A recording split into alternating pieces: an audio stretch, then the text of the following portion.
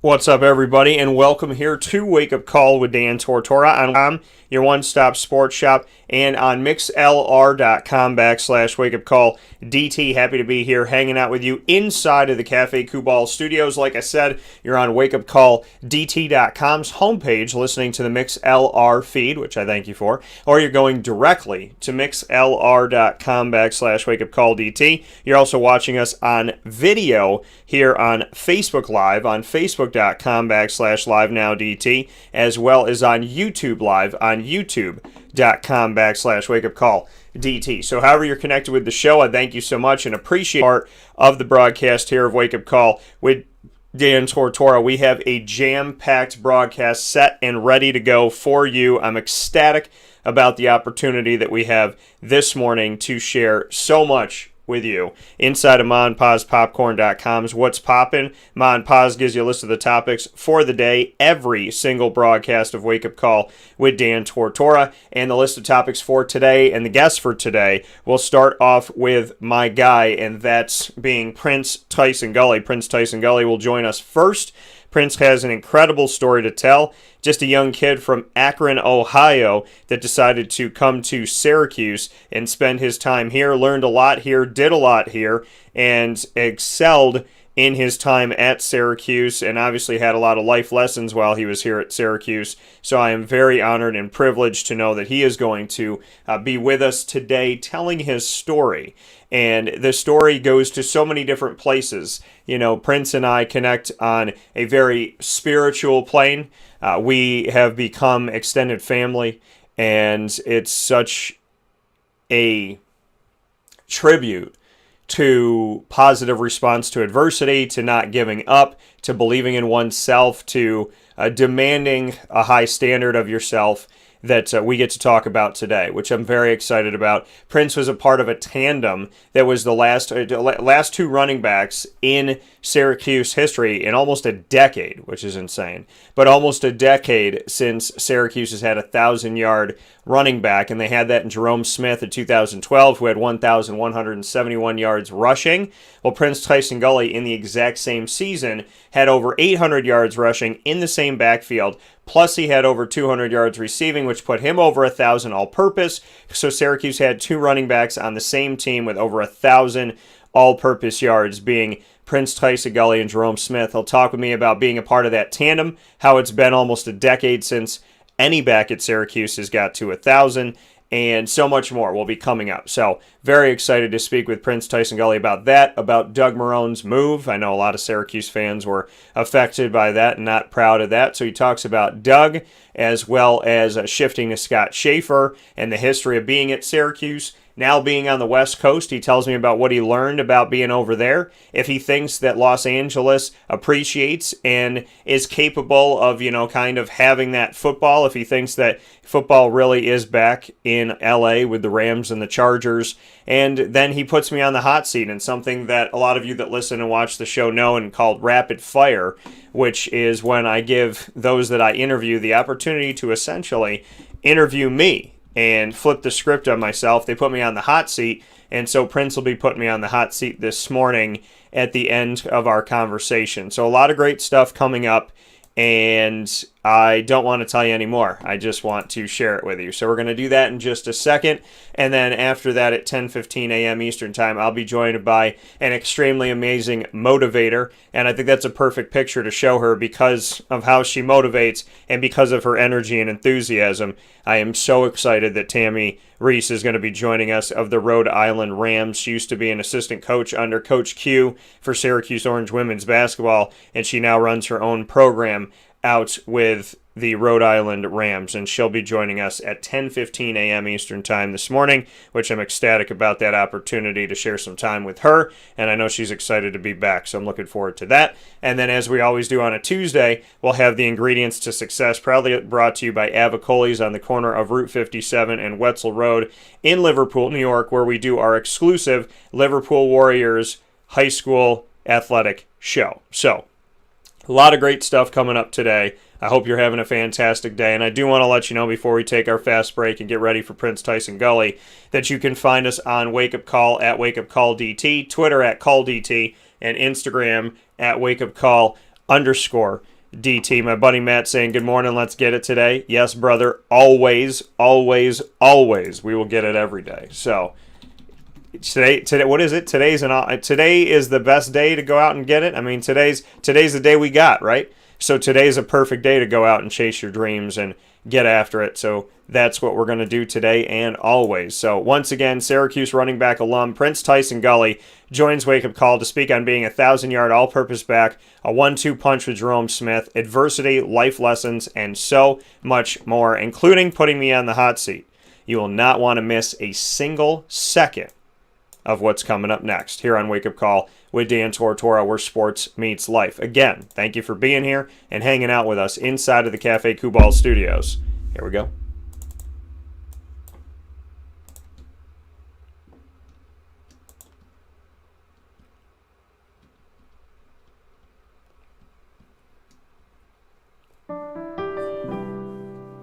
Avicolli's restaurant, located right at the corner of Route 57 and Wetzel Road, is proud to be your local neighbor, growing with you for over 20 years. We're open 7 days a week for lunch, dinner, and drinks. For takeout, delivery, or catering, call us at 315-622-5100. When you order online and use our promo code AVS10, you will save 10% on your online purchase at myavicollis.com. And make sure to join us monthly for our live on-site broadcasts centered around Liverpool athletics.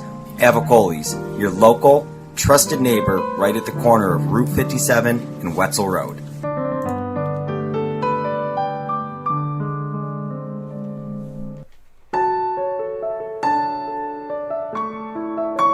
Having peace of mind when you're out of town that your furry-loving friend is safe and sound means taking them to Canine Campground, because we all know that when it comes to the love of our pets, it goes well beyond the call of duty to make sure they're safe and sound. Right, Lily? So take a ride to 242 Johnson Street in East Syracuse, New York, and see Canine Campground and where your dog will be staying in the classic cabin, the executive cabin, the grand cabin, or of course the luxury cabin, because if you know Lily, you know she loves luxury. Now you don't have to wait to the last minute to find a family member or a friend that'll take your dog for a few days. Call Canine Campground at 315-299-4013. That's 315-299-4013. Their drop-off and pickup times are Monday through Sunday. Check K9campground.com for more information. That's the letter K, the number 9, and campground spelled with a K.com. K9campground.com. When you're going out of town, bring your dog to Canine Campground.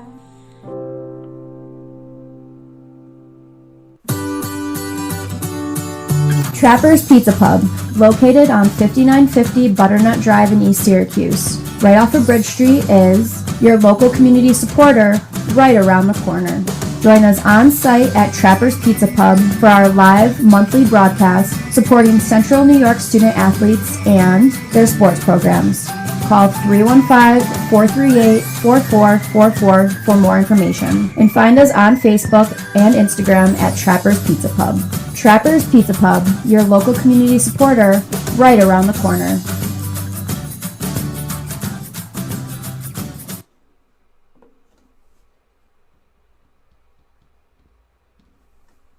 Welcome back here to Wake Up Call with Dan Tortora on wakeupcalldt.com, your one-stop sports shop, and on mixlr.com/wakeupcalldt is where you're listening to internet live streaming radio all over the world. You're also watching us worldwide on facebook.com/livenowdt and now on YouTube Live on youtube.com/wakeupcalldt. And after these shows go live, you can find us in Stitcher, Spotify, as well as Podbean, iHeartRadio, TuneIn, Apple Podcasts, iTunes Podcasts, all that good stuff. And of course, on the YouTube playback on youtube.com/wakeupcalldt and on MixLR's playback as well. So plenty of places to find us, and we appreciate all of you that have. We implore you to tell your families, friends, coworkers, and colleagues to come and find us as well, as Wake Up Call is so much more than a sports show, where sports truly meets life. And when I have this gentleman on the show, he embodies that. You know, it's a motif of mine. It's been my motif forever that I've had Wake Up Call. And, whenever Prince is on the show, he really embodies that because our talks are deep. Our talks, it's almost like a melody when we have a conversation. And I always tell him like I'm on like a different spiritual plane, or I feel things differently. I don't know. It's just, there's something about it, and we collaborate so well. So I look forward to hopefully what we can do in the future. And I'm always honored to have him on the show. So let's bring him in, Syracuse Orange running back alum, Prince-Tyson Gulley. My sir, how you doing? I'm doing great, man. How you doing? I'm doing very well. And, you and I talked about this last time. Like, I just feel like we connect in, like, a spiritual place somewhere. I almost feel like, you're out there meditating, like, hovering off the ground. I'm doing the same thing. And then we're, like, channeling each other and having a conversation. I just feel like, we connect on a level that's very different. And we always have agreed that there's more than meets the eye in this world. Oh, absolutely. I mean, we grown on each other, man, and we can speak in a different language when it comes to that. And you know how we are when it comes to the Zen. We always try to seek Zen. So yeah, it is a spiritual plane when we speaking to each other, though. And it's East Coast, West Coast, and you're out there. You're going to be coming this way in a little bit, and I look forward to that. But what has the West Coast time taught you so far? Honestly, I would say California is definitely a place that I would come to if I'm needing to really spiritually ground myself. It's like a lot, like what you see out here is just it's constant. Everyone's doing something. Everyone's out either doing meditation, walking around, and it kind of gives you like some hope, some inspiration, and I've never really seen it like this before. So. It's a beautiful thing, and not to mention the weather is always good. You never understand how much sun that you really want until you get it as much as we have it in the Bay Area. So, I mean, just being able, like today is 70 degrees and it's beautiful outside, grass is green. Just go out there and really take some time to just get to know nature and everything. And it's beautiful, and everybody's pretty much like that. They like to say it's a liberal mindset out there, and for the most part, everybody's pretty cool with each other. It's a good vibe out here. So for the most part, it just opened my eyes to being able to get more in tune with myself, and that's what the West Coast has shown me, man. It's a beautiful thing out here. There's a lot of history behind different parts around this Bay Area and everything. So it's a beautiful thing. I've learned a lot out here too. And what have you learned from being out there in California? What has it taught you? There's a lot of people, especially in the entertainment world, are working with screenwriting, movies, TV shows, music, anything that's really like a paintbrush to a canvas. When you go out to the West Coast, they say it tests you, it beats you down, shows you how to rise above adversity. It's easy to be caught under a wave if you're not having that willpower and that faith and that belief in yourself to rise above it. What can you tell me about all that?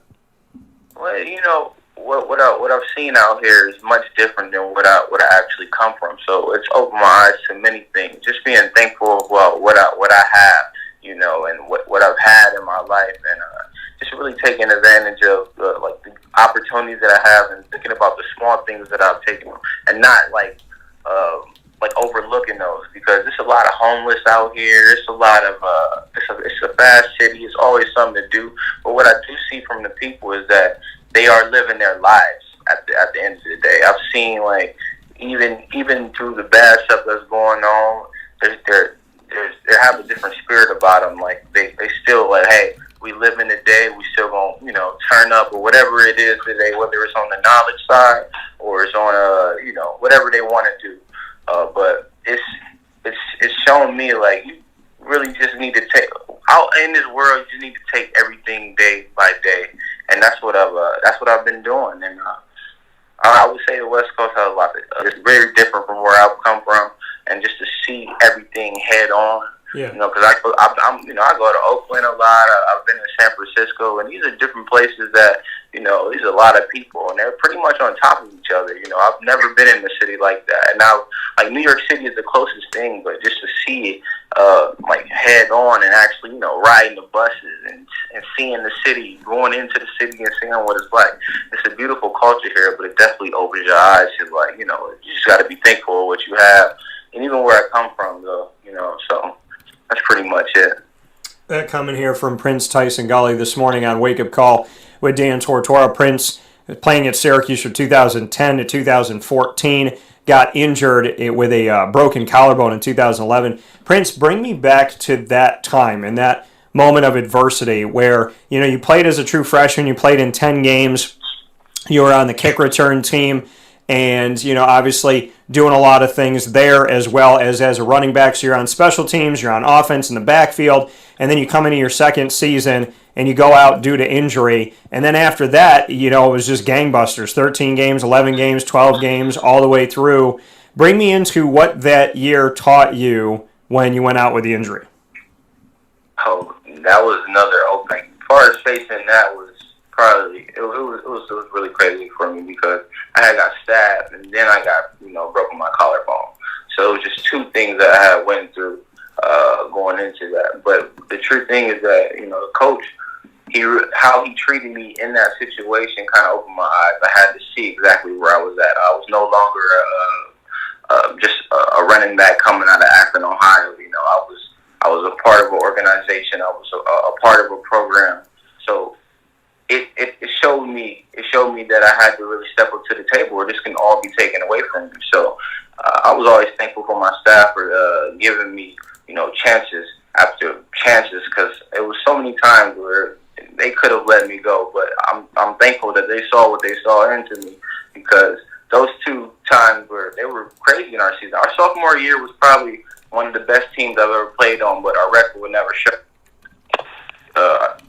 Our record would never show it, and through that time, I knew that I had to transition and be like, all right, I need to take this a little bit more seriously. I need to basically buy in. And it was into my junior year, probably into that last, that mid-season where I really bought into what my coaches were teaching us, what they were saying to us. And I believe everybody can see it, how all we played in the field. We were all clicking with each other. So it was another learning phase in my life. And I'm glad I went through it. I have no regrets about anything that happened. But I'm just thankful for the people that really believed in me, allowed me to do what I needed to do to get through Syracuse, because I'm thankful for that.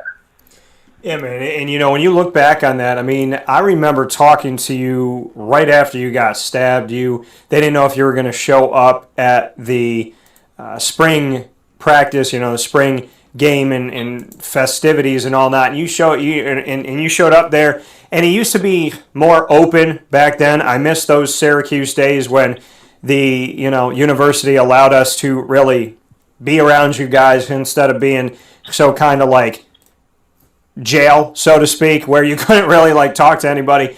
And, I just walked right up to you, and I felt like, I feel like I have a bond with Prince. I feel like he knows I'm not coming at him some type of way. I'd like to think that all the guys know that, in the locker room, and the ladies know that in the locker room, that the way that I, approach my job is very different than typical media. And I came up to you, and you kind of looked at me, and I was surprised that you were there, and I was like, hey, can we talk? And, we just stood there together, and we talked for a little bit. And I honestly, first and foremost, want to make sure you're okay. When you go back to that moment, you were trying to, there was a lot that went on, I'm sure, that night. You were trying to break some people up. What did that teach you? Because getting stabbed while being on the football team as a season is on its horizon, people can write things about you, say things about you, distort reality. And, you being in the center of it all, and I'm sure the university trying to protect it, Coach Marone trying to figure out what's going on, and, then you having family trying to understand what happened to my son, what happened to, my sibling and whatnot. And at the same time, there's people that are just writing stories. How did you navigate through all of that? And what can you tell me about that time and what it taught you about telling your story and making sure that people knew the truth? Because I feel like there easily could have been judgment on your part if people didn't actually know what you were trying to do that night. Yeah, honestly, it comes down to the way I was able to go about the situation is just I know who I am. So I'm really not concerned of if anyone would feel or judge me or whatever any parts with the situation because they weren't there. Because they weren't there, so it doesn't. So I was never in that thought process. But I always needed to carry myself in a better manner after the fact, just because I knew that I was always going to be kind of viewed, as a troublemaker, as this. But that wasn't actually who I was. Everybody's been into a situation where you're in the wrong place at the wrong time, around the wrong things, and stuff happens. I feel like everyone can relate to a situation of that nature. And then when it comes down to it, that's exactly what that situation was. So, just a place where, we were enjoying ourselves and it just got a little bit too crazy and it went overboard. And that's exactly what happened. So, I feel like I was going to be I was just going to be looked at, like I said, as a troublemaker or this, but that didn't really bother me because the next step before all of that is that you need to carry yourself better than that. So that was my whole mindset. It was just like, you know what? That's not who I am. I was in a situation that I wasn't supposed to be in. Boom, I got caught up. I did my time for all of it. I think I got suspended or something from the team for surely just, and from there it's just, I'll show you that that's not who I am. And that was my whole thing. So, in going through that, what would be your advice to people when, there is that unfortunate, like, wrong place, wrong time type of dilemma? What would be your advice to, somebody that's going through that? It just comes down to, our coaches had always told us that we're not regular people on this campus. You know what I mean? So there's certain things that you got to do, certain places you got to be, places that you shouldn't be. So you're going to have to figure that out for yourself. So I would tell somebody that think about where you're at right now and think about where you come from. See, that's the thing. When I got up to Syracuse, I forgot where I came from. You know what I mean? So that right there, you have to remember, like, this is not the end-all, be-all. You need to make a name for yourself, create something for yourself so you can move forward from this. And that's the only mindset you should be thinking in. Because if you're not thinking in that mindset, then you're gonna see some trouble. So, and as a college student, you're not even, like I said, I'm out of my city. I'm 6 hours away from where I'm from. But, and I'm still trying to be the same person that I was while, trying to be somebody that I probably need to be. So it's a whole fight between that as a 19-year-old or as a 20-year-old. But at the same time, you really just got to think about where you were, where you're at now, and what you need to do to get further from that and put yourself, in a position to be successful. That's what it really comes down to, and that's what I would tell somebody. Just think about where you're coming from, where you're at right now, and where you're trying to go. Because it's easy to be that same person coming from that city and trying to be that guy at Syracuse, and then you lose everything that you wanted, that you were dreaming for. It's easy. It's easy. People do it all the time. I've seen it. I was a part of it. I've seen it. I've seen people lose it coming from where they came from, and they lost it because they were still trying to be that same person. So you got to grow. That's what I would tell somebody. Honestly, you got to grow somehow, some way. That coming here from Prince-Tyson Gulley this morning on Wake Up Call inside of the Cafe Kubal Studios here with Dan Tortora, of course. And 2010 to 2014, Prince played running back for Syracuse. Prince, after all of that happened, after you got stabbed, after your collarbone injury and everything that happened in your second season in 2011, as I had alluded to before, you bounced back and you came in. You played all 13 games in 2012, played 11 in 2013, played 12 in 2014. Bring me into that. Like, after you kind of were faced with the reality that you could lose everything, you responded by not missing a beat, staying healthy, staying on the field, and even if you were hurt, even if you were plagued by any type of ailment, injury, mentally, physically, emotionally, no matter what it was, after everything in 2011, you were on the field consistently. Bring me into that and how you came back, because they say it's not how you get hit. It's how hard you can get hit and get back up again, how much you can take and get back up again, and you did that. Yeah, I mean, I would like to say for myself that I'm pretty a determined person. I'm a competitive person, and I know going through all those times, one thing that I always kind of consider is that, like, who can really take you serious as a player if you're not playing, all games? So I wanted to make sure that a big thing for me was being able to finish seasons, because that will separate you from different people. Can he finish the season? You know what I mean? It's 12, 13 games. Can he make it to them all? And I was just kind of considering, like, when people were looking at my resume, they would see the gaps. Oh yeah, he got hurt, he didn't finish this season, or he got hurt, he missed 2 games here and there. And I was always trying to figure out a way to not be a guy that, well, hey, listen, I'm always going to be ready to play. So somehow, some way. So that was just how my mindset is, and I'm not going to give up easy after some type of adversity. I have to fight back. Because I want it. It's in me to want it. Like I said, I have a competitive nature, and that's in everything that I do. So yeah. And when you bounced back and you came back in 2012, it was your best season on paper. 158 carries, 830 yards, 5.3 yards a carry, 9 touchdowns, 33 receptions, 282 receiving yards, and 2 touchdowns in that. You had over 1,000 all-purpose yards in 2012. Bring me into that, because the last time Syracuse saw a 1,000-yard back was in 2012. Believe it or not, folks, it was almost a decade ago, and they had 2. They had Jerome Smith and you. Now, Jerome had over 1,100 yards on the ground. He had 1,171 on the ground in 2012. You with him had all-purpose yards, 830 on the ground, but over 1,000 overall. Bring me into that. Not only did you come back from adversity, not only did you learn something, not only did you show that you had the fight and the desire and the want to and the faith and the belief and the hope in yourself, but you came out and had your best season after a season was cut short. So I think that says a lot about your character that I already know, Prince, but I'd love to hear your take on that season.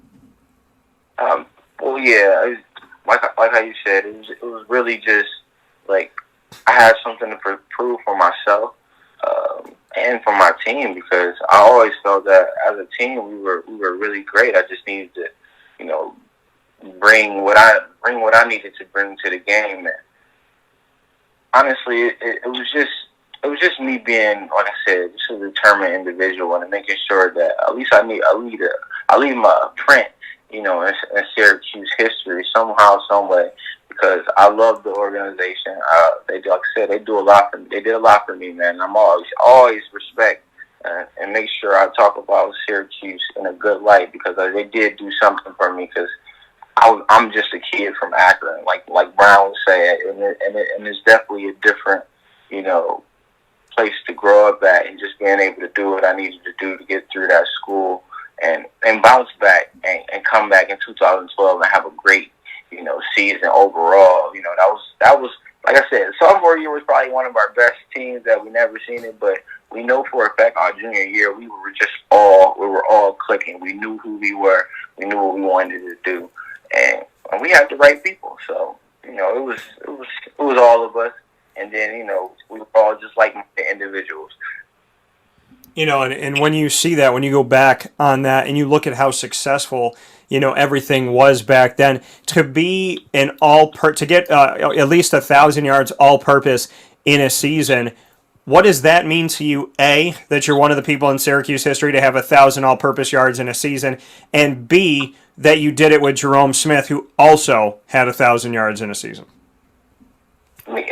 It means a lot to me, because we were field for my junior years and for my time at Syracuse, period, and just being able to play with Jerome and do it, because he's a great friend of mine, he's a brother to me. So being able to do it together, we'll always have that same, that story to talk about. It was just because it was us, and because he's a coach now, and he's telling his players about what we were able to accomplish together and what it took to work together and come out with a great season, because we had a lot to do with it as far as the running game goes.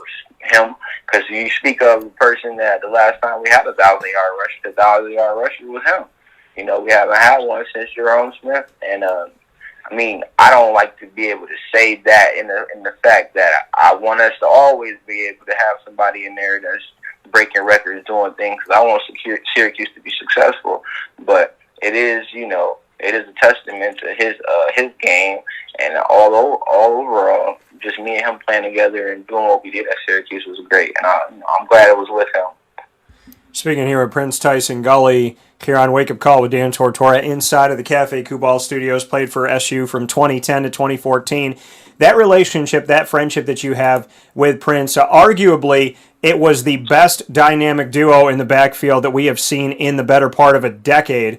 Looking back, I know you said, you want Syracuse to be successful every year, so you want to have another 1,000-yard back, you want to see that happen, but not only coming to Syracuse, but being able to do it with Jerome, build that friendship with Jerome while you were at Syracuse, just what that meant to you, him being there from 2011 through 2013. You guys, the whole time he was there you were right there with him. That brotherhood, that friendship, that camaraderie, that connection, just what it meant to you to do your thing individually at Syracuse and then be able to do that with him, because there was some type of fire. There was some type of difference. I look back at the bowl game, the Pinstripe Bowl in Yankee Stadium against West Virginia, and you guys just, you just took it to them. And seeing the snow and how you guys reacted and the fire and the desire that you had, Syracuse has not been able to duplicate Jerome Smith, Prince-Tyson Gulley in the better part of a decade. And what I'm saying is, I don't think you guys get the credit you deserve for the history you created, so I'd love to get your thoughts on it. Well, I appreciate that, by the way, I do. But honestly, like I said, I'm glad that we were able to do what we did, and like I said, it's a testament to how hard we worked to even do those things. Like, we both had our different styles of game, but it was really never about a battle truly between us two. We were just trying to do what was best for the team, man. It was thunder and lightning, and we put ourselves in a position to make sure our team could win. That was what we wanted to do. That's what we did, and it was just just coming in early on, just as freshmen, we clicked pretty much right away. We coming in the same class, and he, like I said, he has his growth patterns within his years at Syracuse are much different than mine. But at the same point, we all got to the same point where we're able to help the team and help each other do well. And I would say that, I'm glad that you think that we the best tandem in Syracuse, because I never really even looked at it like that. Honestly, I just knew that we definitely worked hard to do what we were doing, and we wanted it to be great. We really did. We really did. We wanted to put on for Syracuse, put on for our families, put on for our city. We wanted to do that. And it was great. It was a great show with me and him. And that's the thing. Great. Best tandem Syracuse has had in the backfield in a decade, without question. In the last decade, from 2012 to now, sitting here in 2021. I think it's clear, because there was no 1-2 punch like that, and it was kind of like a 1-1 punch, because you guys both had the ability and you both had different styles. So much fun. And you got to tell me about, Jerome. Like, I've gotten to know you and Jerome, and I'm friends with you both, and I value that more than any other conversation, that anything we can have about sports. I value our friendship, and you like to smile, you like to joke around and laugh. He likes to do it as well. Just what you could tell me about his personality and kind of just cooling in the locker room, laughing in the locker room, and what that atmosphere was like behind the scenes. We, like you said, we both, we both have our moments, obviously, but he's a funny guy. But one thing about him, he's really about his business. He's I would say for the most part, he's a very serious dude. He's really on his stuff. He knows his stuff. He knows what he wants to do. He's confident what he's doing, what he knows he wants to do, and when it's a time to laugh, he laughs. But for the most part, he's doing his thing. He's just a good person. He's a good person to keep you in balance. It's a good friend to have. Like I said, good brother. That's pretty much it on that. That coming from Prince-Tyson Gulley here on Wake Up Call inside of the Cafe Kubal Studios. Prince, you brought it up.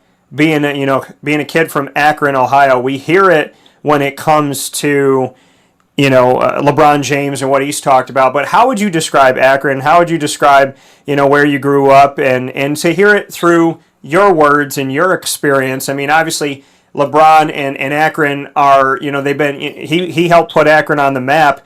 And in your own respect, you have done that in your life, and other people have as well. How would you describe Akron, and what was it like to represent them at Syracuse? What's it like to represent them now? It's honestly, just to answer that question, it's amazing to represent Akron. There's a lot of pride in Akron, especially since Brown, but we have a lot of names that come out of Akron, But for me, Akron was, me and my dad, we call it the training grounds. It pretty much actually reminds me of Syracuse, which will have a lot to do with why I chose Syracuse too, because I felt at home, honestly. It's not too big. It's not the biggest city. It's the 5th largest city in Ohio, but it has a pretty decent population. So you get all walks of life from there. And as growing up, it was a very rough place. It's the old industrial, it's the rubber capital of the world. It's the old industrial, old stuff, beat it up, a lot of abandoned buildings, But for the most part, it's a good community, and just like anywhere else, there's places that you don't need to be, places that you should be. But for the most part, Akron is a great place to be, to live, to raise a family. But it was definitely times, struggle and all those things, definitely it will make you tough. You have to earn everything there. It's no one's giving you anything, you still have the mindset of crabs in the barrel, people pulling each other down, with, people not trying to expand, being open-minded. We're going to do what we always done because this is who we are. You still got that going on, but other than that, it was a beautiful. I'm happy I was raised there because, like I said, it was a training ground. I pretty much learned everything I needed to learn by the time it was time for me to start traveling the world. So it was just like, yeah, I pretty much seen it all, but just in different locations. So it was definitely an experience. But I love my city, and I always make sure I let people know that. And carrying that with you, what did Akron do for you? Like, what did Akron do for your life? Like you said, like this testing ground and whatnot. How did it make you who you are today? It really just influenced. One thing about Akron, like I said, is it's still the mindset there is it's growing, it's getting better. It's definitely getting better. But the old mindset is just that we're always going to be the same. So when you go back there, it's like it gives you that feeling that you really got to do something, because if you don't do nothing, then probably ain't nobody going to do nothing.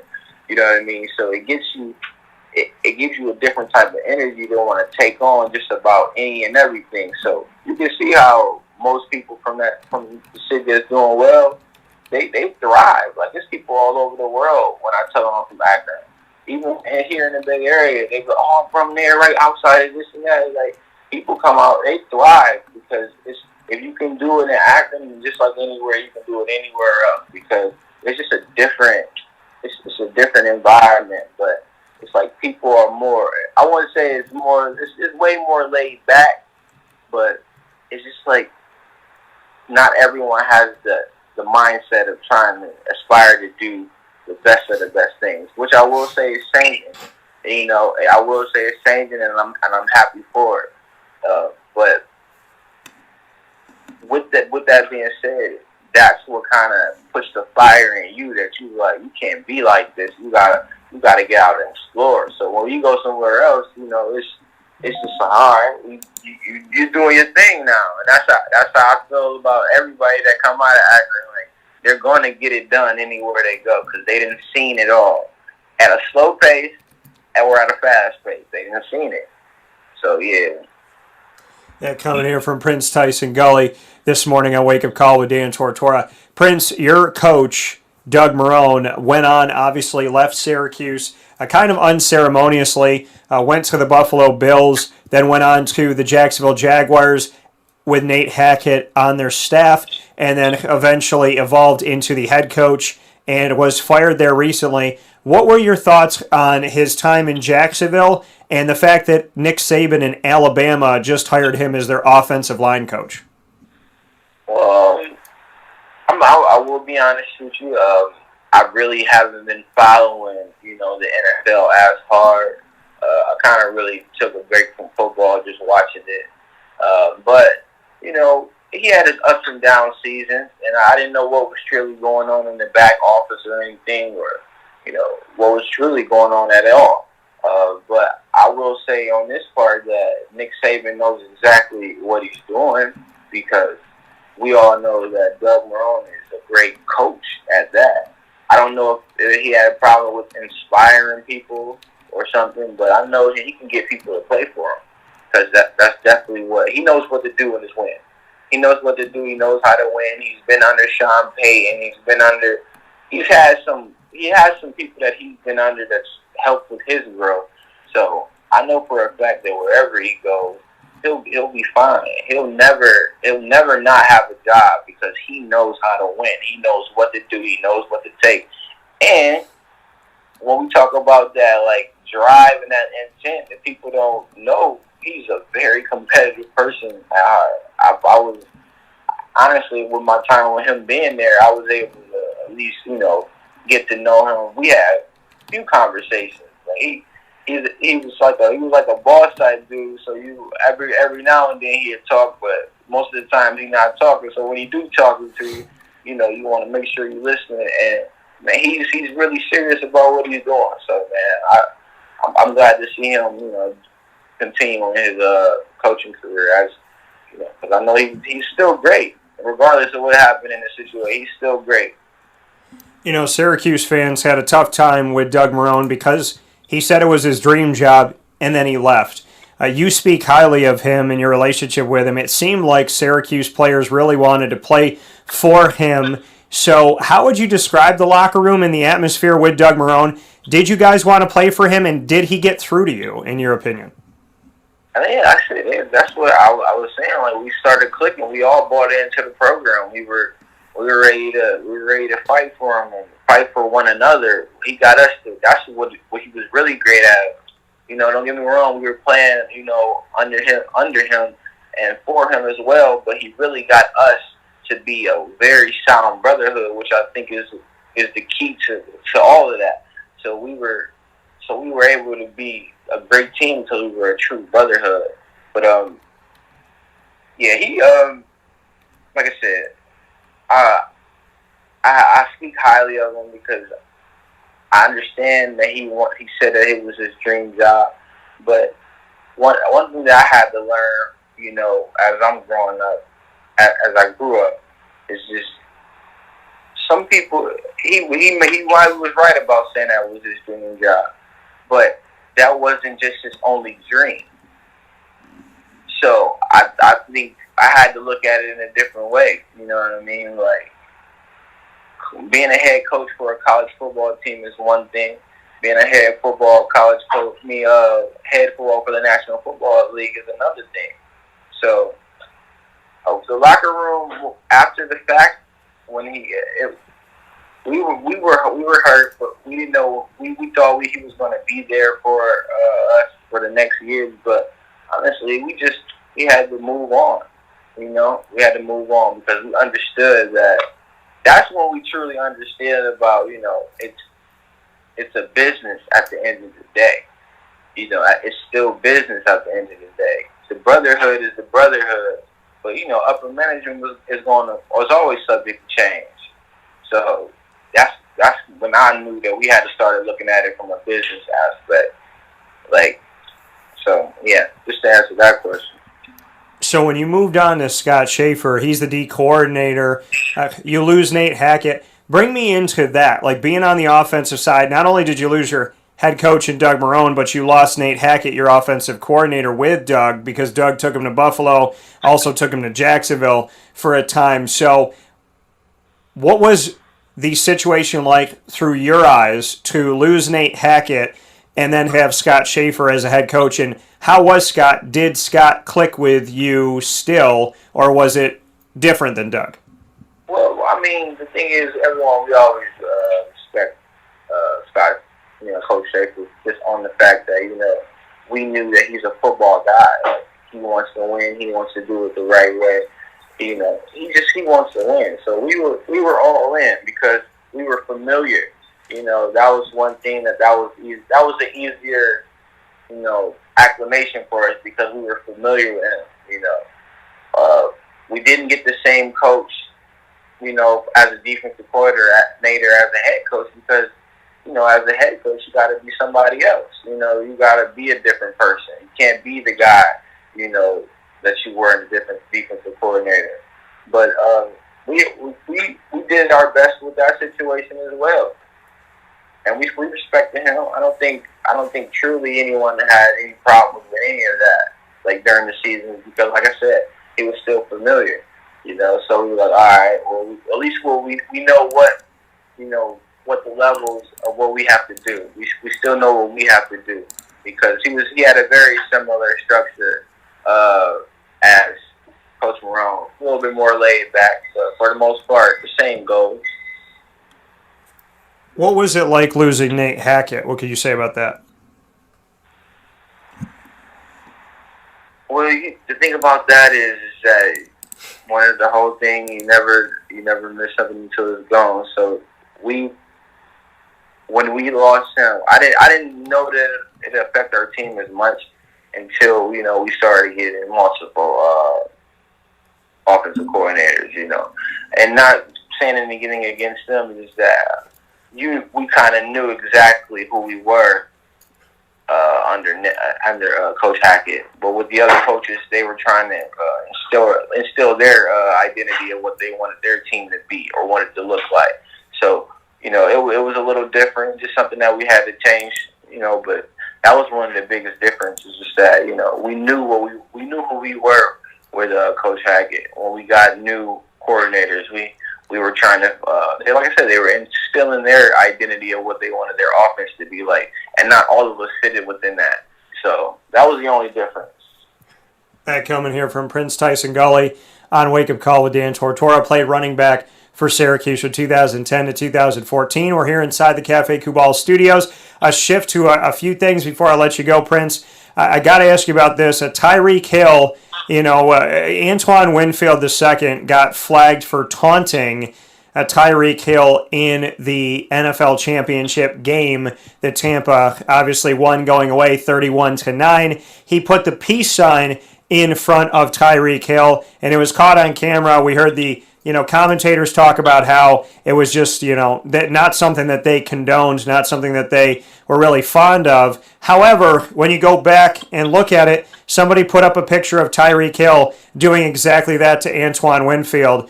You are a competitor. What can you tell me about that? Was Antoine wrong in showing him the peace sign back after Tyreek had done it to him earlier on?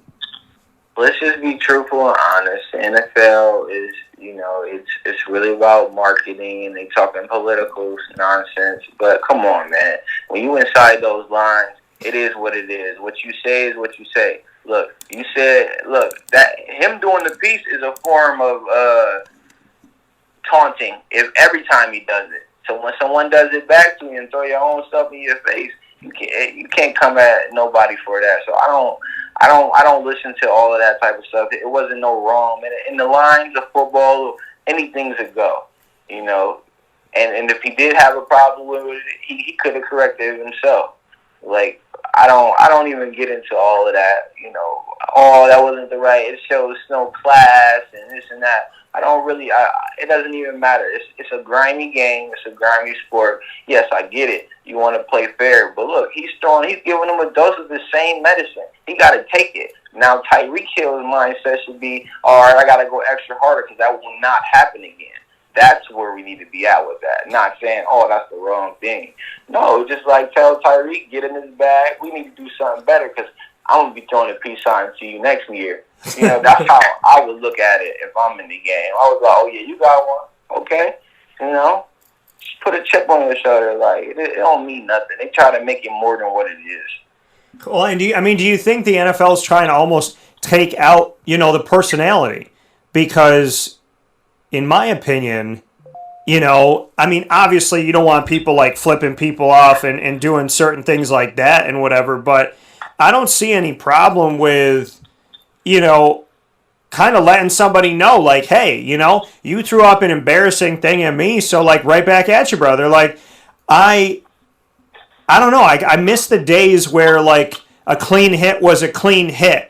Like when you're running at a quarterback now, you gotta while you're running, 20 miles an hour, you gotta think, okay, if he moves this way, I gotta jump this way. I can't hit his helmet, but I'm trying to tackle, but I'm trying to take him down, but I can't put my body weight on him, so I gotta pull him a certain way. I'm 300 pounds, like how am I gonna move my body in midair like Superman? Like, it's so ridiculous. And then celebrating in the end zone, which they penalize like crazy, and now they're more lenient about it. I mean, this is a game, and obviously there's trash talking, and obviously, some people are in it, some people are not. You make your own decision, but is the NFL trying to take something out of the game, having, and I want to hear from you because you competed within the world of football. Like, are we seeing college football and the NFL try to, like, destroy the game a little bit without letting these hard hits happen? And obviously you want to be safe. You don't want to lead helmet to helmet, but you know what I mean? What are your thoughts? I can't really say that they're destroying the game because we still have to just see how it's, we're seeing how it is starting to change, but I get what they're trying to do. They're trying to protect people, from other things. Now, as far as the tying goes, I don't think that is a big problem, but as far as trying to protect players and specifically they're really protecting quarterbacks, honestly, and receivers too. But I'm just more into the fact, I'm more into it that this game, when you play in this game, there's no guarantees in this game. You can get hurt by not going 100 miles per hour. So what's going to stop you from, like, well, if I break down and I do something, I can just mess up my knee or something. So I think that how the game is evolving, it's just going to be interesting to see where it can go, because at the end of the day, like, people are going to get hurt regardless. This is not. Yes, it's fun to watch. It's fun, but if you meet anyone that's in this sport, there's no way around you, not getting inflicted some type of way. Like I said, they're doing their best to try to take away certain hits and getting caught off guard and everything. But the sport is a sport. They really need to probably break it down to the point like, listen, you guys know what you're signing up for. Just like how you going in the Army. They ain't telling you nothing like that when you go in the Army, right? You know what you signed up for. You might get a bullet to the head. You know that? Yeah. That's the same concept of what football is about. And I guess they're trying to dumb that down a little bit, which who knows if it's right or wrong. I don't know. But at the end of the day is, you got people that's trying to feed their family on there, so that's a difference. That's a different type of motivation. You got people going through stuff on that field. That's a whole nother motivation. So you got people trying, like I said, trying to get their money, trying to get their goals. They're trying to get their bonuses and stuff like. So it's going to be hard to stop the game from being like a hard fought game. It's just, I don't know. I don't think what they're doing. We're just gonna have to see. We're gonna have to see because we're watching. We're gonna see if the game's like, oh, this ain't the game no more. You see so many penalties nowadays. Can't even play. A running back can't lower his shoulder or lower his head because that's a penalty. Well, how does he protect himself? Yeah. So it's just stuff like that, man. I don't know. But when we look at the NFL, you're on the West Coast. The Los Angeles area got the Rams back. They got the Rams opportunity from St. Louis, who lost the franchise, and they also have the Chargers. What is life like on the West Coast? Does Los Angeles, in your opinion, appreciate their team or their teams? Do you feel like football is back in LA? Does it make sense? Well, that's a good question. I honestly really don't know per se, but I would say that, Los Angeles is a very prideful city, just like how a New York City is. So anything that comes within them, they'll support it. Like, they have two basketball teams, and I feel like they're both pretty sided well. You've got Clippers fans, but you really got a lot of Lakers fans. So I think within, Los Angeles, with the two teams coming, which the Rams are getting a new stadium built in Inglewood, I think that's going to be really great for them. And I think LA will support them. I mean, you got to think about it, America too. This is our game. So this is America. People watch the NFL, So I feel like LA is a good place. Well, for football, because like I said, it's a culture city, and people will be there. And LA Rams, they got people that are really good. It's gonna be something to watch. People want to be a part of that. That's what people want. They want that experience. And coming from my guy Prince-Tyson Gulley here on Wake Up Call with Dan Tortora, inside of the Cafe Kubal Studios, played for SU from 2010 to 2014. Prince, two final pieces here. First one, just musically, we talk about music off the air. Just what you could say about how music moves you, because I feel like it's healing for me when I'm in it. I feel more like myself, and I feel more in tune. They say angels talk to humans through music. There's a lot of stuff that people can take from the spiritual side of it, the calming side of it, the kind of therapeutic side of get your feelings out, put them on paper, let them flow. What can you say about music and your connection to it, and maybe just what your hopes are in that world? Well, music is everything to me. And then when we think about it, like you say, from a spiritual aspect, there's different frequencies, sound levels that can channel stuff, inside your body, without you even knowing it, activating different types of consciousness for you. But even then, when it comes down to the vocalists, to the instruments, to everything, it has, like I said, its own language that speaks to you, like if you allow it to. So like, music will always be something. I've always been a person that even trying to live my life in harmony. Well, there's harmony in music. So that it's just that whole, the fact that it's just, like I said, it's a language. And only music can do certain things for you. As far as calming, if you're too anxious, slowing your heart rhythm, music can do that for you. And then whatever you like, based on whatever you like, And we talked about all the people that we are into, and for the most part, we talk about people who are very soulful, so they understand those rhythms that are in accordance with our body. They're trying to get to our spiritual. Spiritual food, that's what it is. Music is another version of spiritual food. So. Yeah, and I think that's awesome. Food that fills your soul, feeds your soul. And you and I talk about, so many different pieces. So I want to give a shout out before this final piece. I want to give a shout out to Anita Baker, Nat King Cole, Natalie Cole, Outkast, Tribe Called Quest. What else here? I want to give a shout out to Boys to Men, New Edition, Ice Cube. What else can I say? I got so many. Peebo Bryson, Luther Vandross, Tony Braxton. Straight classics. You know what I mean? Like, you and I like the same stuff, and there's just like, I don't know. It's a different world of music. They got meaning.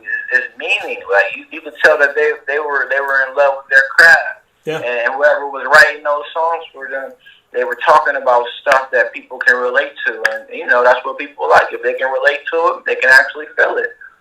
Yeah, babyface, everybody. So, final thing here with Prince-Tyson Gulley. Prince, it's only fair. You always spend a great time here on the show, and I appreciate your friendship tremendously. An extension of my family, and I've always loved being around you. I still remember sitting with your family when we did the show at the pizza shop was really awesome. And being able to just see them and knowing that they were all staring at me. So I'm like, man, they better know that like I like Prince and I'm going to do right by him, because your family was giving me that look like, bro, you better do a good job. So like, but in fairness, I want to throw rapid fire your way. Any 3 questions in the world, you can ask me whatever you want. We have our relationship. We've built that. We'll continue to build it. So I'm now going to give you the opportunity to put me on the hot seat for 3 questions. What do you got? Okay. What's your favorite movie? Man, my favorite movie. This is so hard because I'm such a movie guy. I gotta give one because I know you probably got like 20. I do. Like, I'm like, do you want Disney? You want comedy? Man, so favorite movie of all time. Man. I would have to say, gosh darn it, this is tough. I would have to say probably the original Iron Man, which was the Rocketeer, or like Iron Man itself, because I would have to pick Iron Man because my goatee, has I would like to think a resemblance to Mr. Stark, but I would tell you that I don't know, man. I have some type of connection to that. Like, I love the fact that Tony responded to adversity. He had people help him along the way. He learned how to become better. He learned how to evolve and become a better human. And he learned how to fly. He legitimately became a human being that could fly. And I can't tell you how many times I've said that, especially in the world of dating and whatnot, I'm like, yo, if dating doesn't go well, I'm just going to be I'm going to be in the garage just making an Iron Man suit so I can start flying around the world. So I would support that. Yeah, so I would tell you, like, straight up, like, even, with or without dating, I think I need to build the suit, because I can't tell you how many times I would love to just, have those blasters on my hands and shoot up into the sky and just, fly around. And I don't know, there's something to be said about that. And I really do believe that if I put my mind to it, I could do it. So yeah. I'd have to pick Iron Man, I guess. Okay. What's your favorite TV show? Favorite TV show of all time is Boy Meets World, hands down, without question. Oh, that was a fire show. I ain't gonna lie. Yeah. Now, what did you like about it? Honestly, I just like the whole thing, and I like Topanga. I ain't gonna lie. Well, I'm going to tell you something. So I had the opportunity of meeting Topanga, and so she was at New York Comic Con, and I cover that with my show Superpowered Pop, my entertainment show.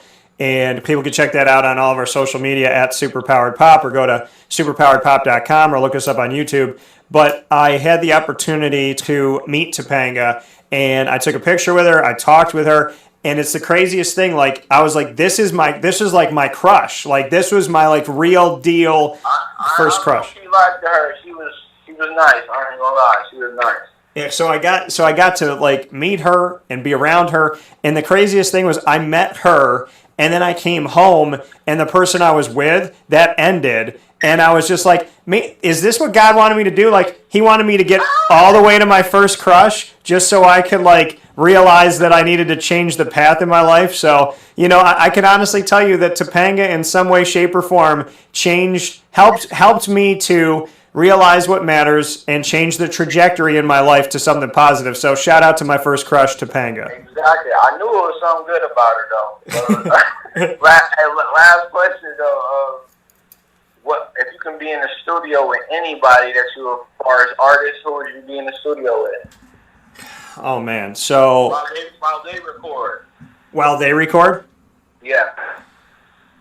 I would tell you, like, man, growing up, I really wanted to work with Luther Vandross, and so he's one of them. But I would say, like, I really would love to work with Phil Collins. So, Phil Collins. Yeah, I'd probably have to say Phil Collins, because like everything he touches, no jacket required. Like everything he touches is gold, and so yeah, I would have to say Phil Collins. Shout out to my godfather Jim for introducing me to Phil Collins music on rides up to the house. So I would definitely. I'm gonna have to listen to him a little bit. What'd you say? I'm gonna have to listen to him a little bit. Yeah, so I'm gonna have to say, if I could get in the lab today, like right now, there's so many people I'd want to work with. But and I mean, I could say Andre 3000. You know, there's certain people I could say, but like for real, if I had to pick one person, like being in the room with Phil Collins, I'd like lose my mind. Or Boys to Men, like one of those. For sure. That's a good pick. That's a good pick. That coming here from Prince-Tyson Gulley. Prince, as always, I appreciate you. I can't wait till you come back to the East Coast. You and I got some stuff to work on, and I look forward to doing that. But in the meantime, stay grounded, stay you, be Prince, be proud of that, and keep loving life and keep imparting positivity on yourself and other people. And just know that your brother here on the East Coast could not be prouder of you. And just keep fighting the good fight, man, and know that I'm hoping the best for you. I'm in your corner, and I look forward to what our paths will maybe cross to create. I appreciate that, bro. You stay good, too. I appreciate you.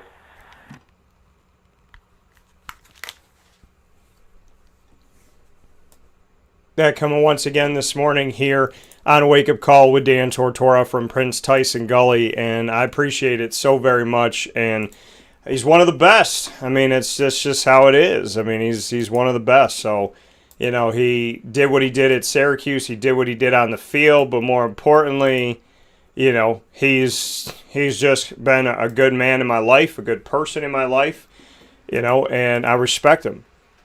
So I think above everything else, I don't think I know. That's what matters to me, is the human being that he is and the character that he carries. I actually want to read a message that came into me this morning, and it had to do with Prince.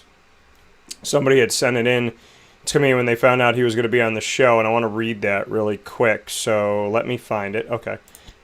So this is from Illa West Allen, said about Prince-Tyson Gulley, said, quote, "He is such an amazing athlete in person. My son idolized him since he was little, watching him play football at Syracuse University as season ticket holders. My son Tyler, now a junior in high school, awesome football player, working full-time and still manages to stay on high honors." Congratulations to you, Tyler, about that. So working full-time and staying on high honors and playing football is an awesome, awesome feat that goes understated. So congrats to you, Tyler. Big shout-out to you. Tyler will be heading off to college after next year and still once in a while says to me, this is their parent talking, "I wonder how Prince-Tyson is doing. He definitely made an impact on my son, was a great person on and off the field, always took time for the fans. God bless." So hopefully now you know how Prince is doing. So, hopefully that's something that Miss Allen here is how he's doing from the conversation today. And I know that, he would give a shout out to Tyler as well. I'm sure when he sees this, he'll give a shout out to Tyler because that's just the person that he is. So thank you to Tyler. Shout out to you. Keep working hard, young man. Keep doing your thing. Keep believing in your craft. Keep chasing your goals and your dreams and your aspirations, knowing that you will catch them with a positive attitude, hard work, dedication, determination, I believe faith, and just goodwill overall. So keep being you, keep working hard, and it'll work out. And you wanted to know how Prince was doing? Well, hopefully today helped you to have a bird's eye view into how Prince's life is going and what he's up to and how he's truly doing. And he's an incredible human being, and I consider him part of my family. So with that being said, thank you to Prince. And a shout out to the Allen family as well as Tyler. We'll take a step aside for a fast break. When we come back, we'll start getting you set here for Tammi Reiss, who's coming up in just a little bit. Carvel DeWitt, it's what happy tastes like. Do you know why? Because we make ice cream. Creamy, rich, flavorful ice cream. Not yogurt or iced milk like some of our competitors. Ice cream. Fresh, by hand, daily. For the calorie conscious, we have something new for you. Our new Carvelite. Same great flavor, creaminess, and texture of our regular ice cream with only 35 calories an ounce. So whether you want an ice cream cake, flying saucer, dasher, carvalanche, hard or soft ice cream, we will satisfy your craving with our fresh, handmade regular or new Carvelite ice cream. Carvel DeWitt. It's what happy tastes like.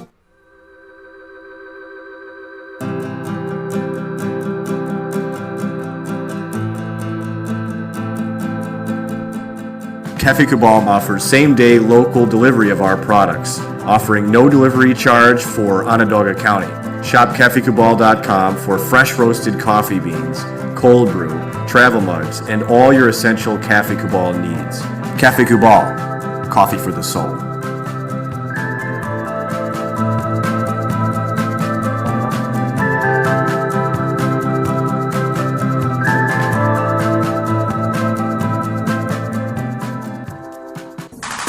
The Wildcat Sports Pub in Camillus, New York is located on 3680 Milton Avenue in the Home Depot Plaza. It is your family-friendly sports bar and restaurant. Folks, some sports bars aren't family-friendly. Some family-friendly restaurants are not sports bars. The Wildcat Sports Pub in Camillus, New York is proud to be both. It is that marriage that you've been looking for years. The Wildcat Sports Pub is your home base for your sports bar and restaurant needs, games for the kids, indoor and outdoor activities, and enough things on the menu to come back every single week and get to try something new. They're open Sundays from noon to 8 p.m., Monday through Wednesday, 11 a.m. to 11 p.m., and Thursday through Saturday from 11 a.m. to midnight. For reservations and party information, call 315-487-2222 for the Wildcat family-friendly sports pub and restaurant.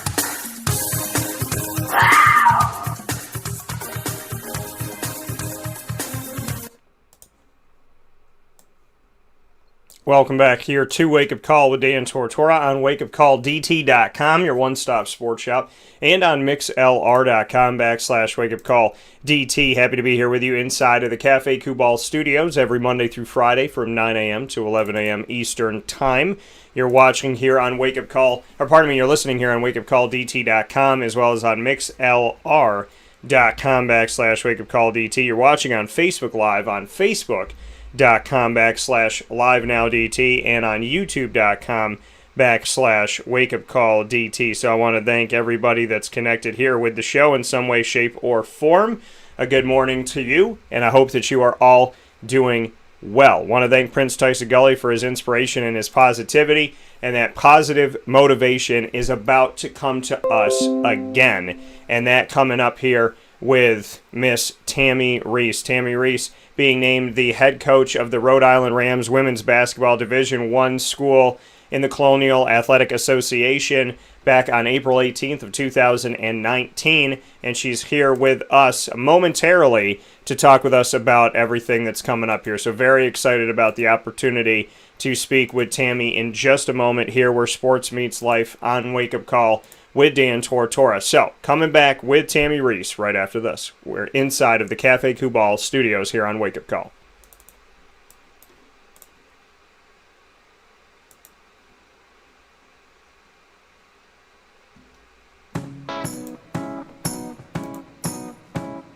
In these unique times, there are those in our community that give us a sense of normalcy and positivity. Pizza Man on 50 Oswego Street in Baldwinsville has been here for you for over 35 years and is here now.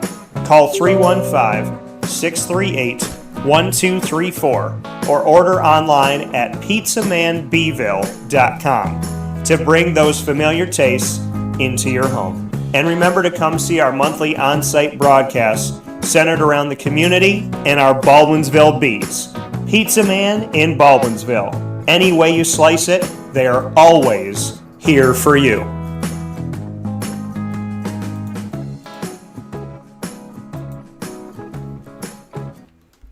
I'm George Townsend of Honda City with some good advice when buying a new car. The true cost of owning a new car is determined by the appraised value when you trade it. No vehicle appraises higher than a Honda. Next, look for low APRs and deep discounts. You also want low maintenance costs and great fuel economy. That's why my advice to you is to buy a new Honda. Looking pre-owned, visit our Honda Certified Used Car Center. Honda City, 7140 Henry Clay Boulevard, Liverpool, or HondaCity-CNY.com. It would be a pity if you don't shop at Honda City. This is Jimmer Sikowski, owner-operator of Chick-fil-A Cicero, 7916 Brewerton Road in Cicero, right in front of the Home Depot. I had a deep feeling that God wanted me to do something bigger with my life and to help people, help others. I kept putting Chick-fil-A in my life, and I realized as I was going through the franchise selection process that positively impacting the lives of others was really core to what we do here at Chick-fil-A. First of all, it starts with the food. The food is brought in fresh daily. We bring in local produce. We prepare to order in the kitchen. We hand bread our chicken. We hand spin our milkshakes. It's great food. It doesn't taste like fast food. I think the second thing is the way people feel when they come in a Chick-fil-A restaurant. It's different. We try to treat people with intentional kindness here, which is very different and deeper than good customer service. And so I think it feels remarkable for most people to come in a Chick-fil-A restaurant. And then lastly, the impact that we try to have in the community is very different. It's a big part of the expectation of every operator of a Chick-fil-A restaurant is that they're actively engaged in their community, they're a leader in the community, and they're making a difference. When they realize that what we're striving to do is to shine a little light in their life, that's a very, very different experience than you will have at any other quick service restaurant. And it's that remarkable experience that I think people will emotionally connect with.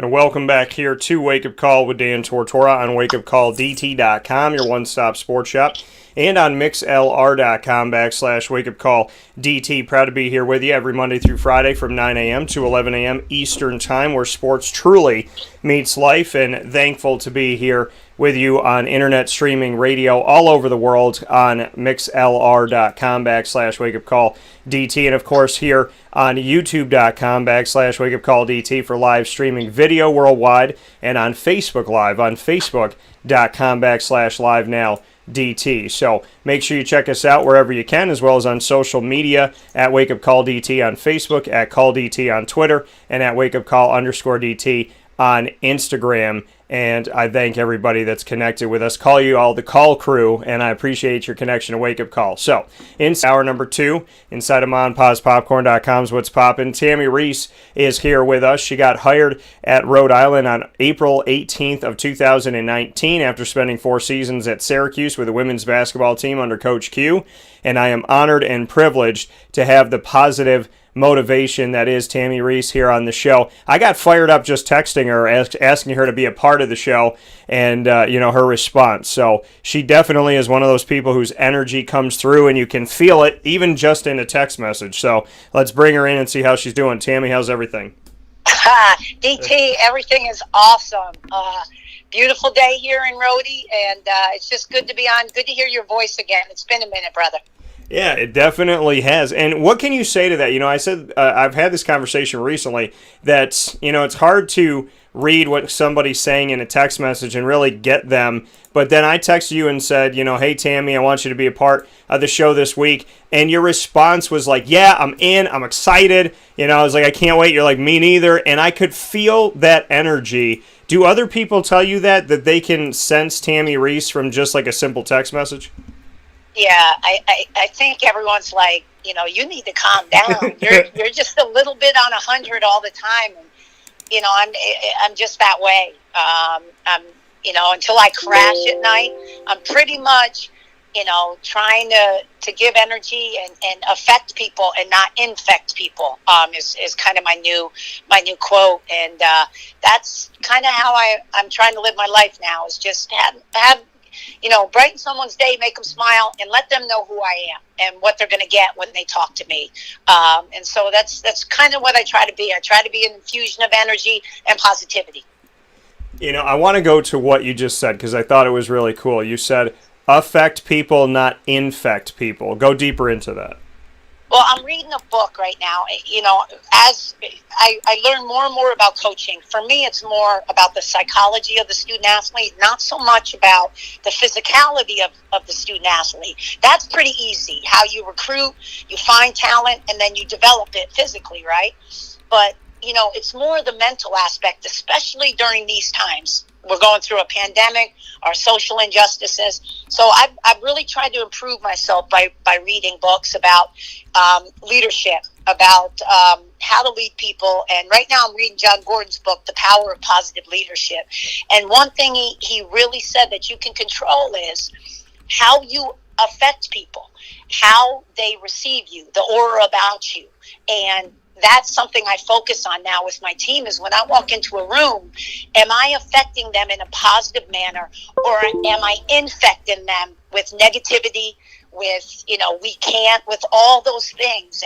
And so it's just something this year I've tried to really improve as a coach and as a leader is my leadership skills with my team, and everyone around our team. And so that was one thing that John Gordon really said. Do you affect people, or do you infect people?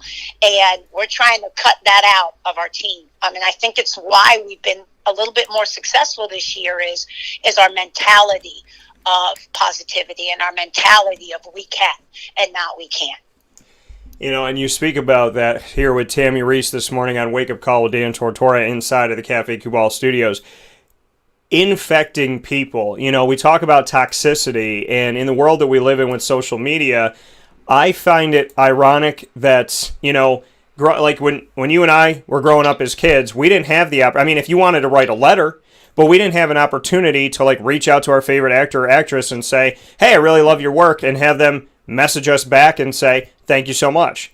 It was never that easy to get out to LeBron James, to get out to Angelina Jolie, Brad Pitt, whatever it may be. It was never an easy thing to do that. And in the world we live in today, it's so easy for me to reach out to Damon Stoudemire, Fred Taylor, like my favorites, Phil Collins, so to be able to do something like that is so cool. I can message Boys to Men and be like, hey, would love to have you at my wedding someday. You know what I mean? So you think about how social media was supposed to make us closer, but some people use it to divide us more. What can you say about toxicity and infection and what you've seen? Because as a coach, you're a leader, and it's part of your job to hopefully, help these people be people that affect people and are not the toxic people that are infecting people. Well, I call them keyboard assassins. And it's so easy.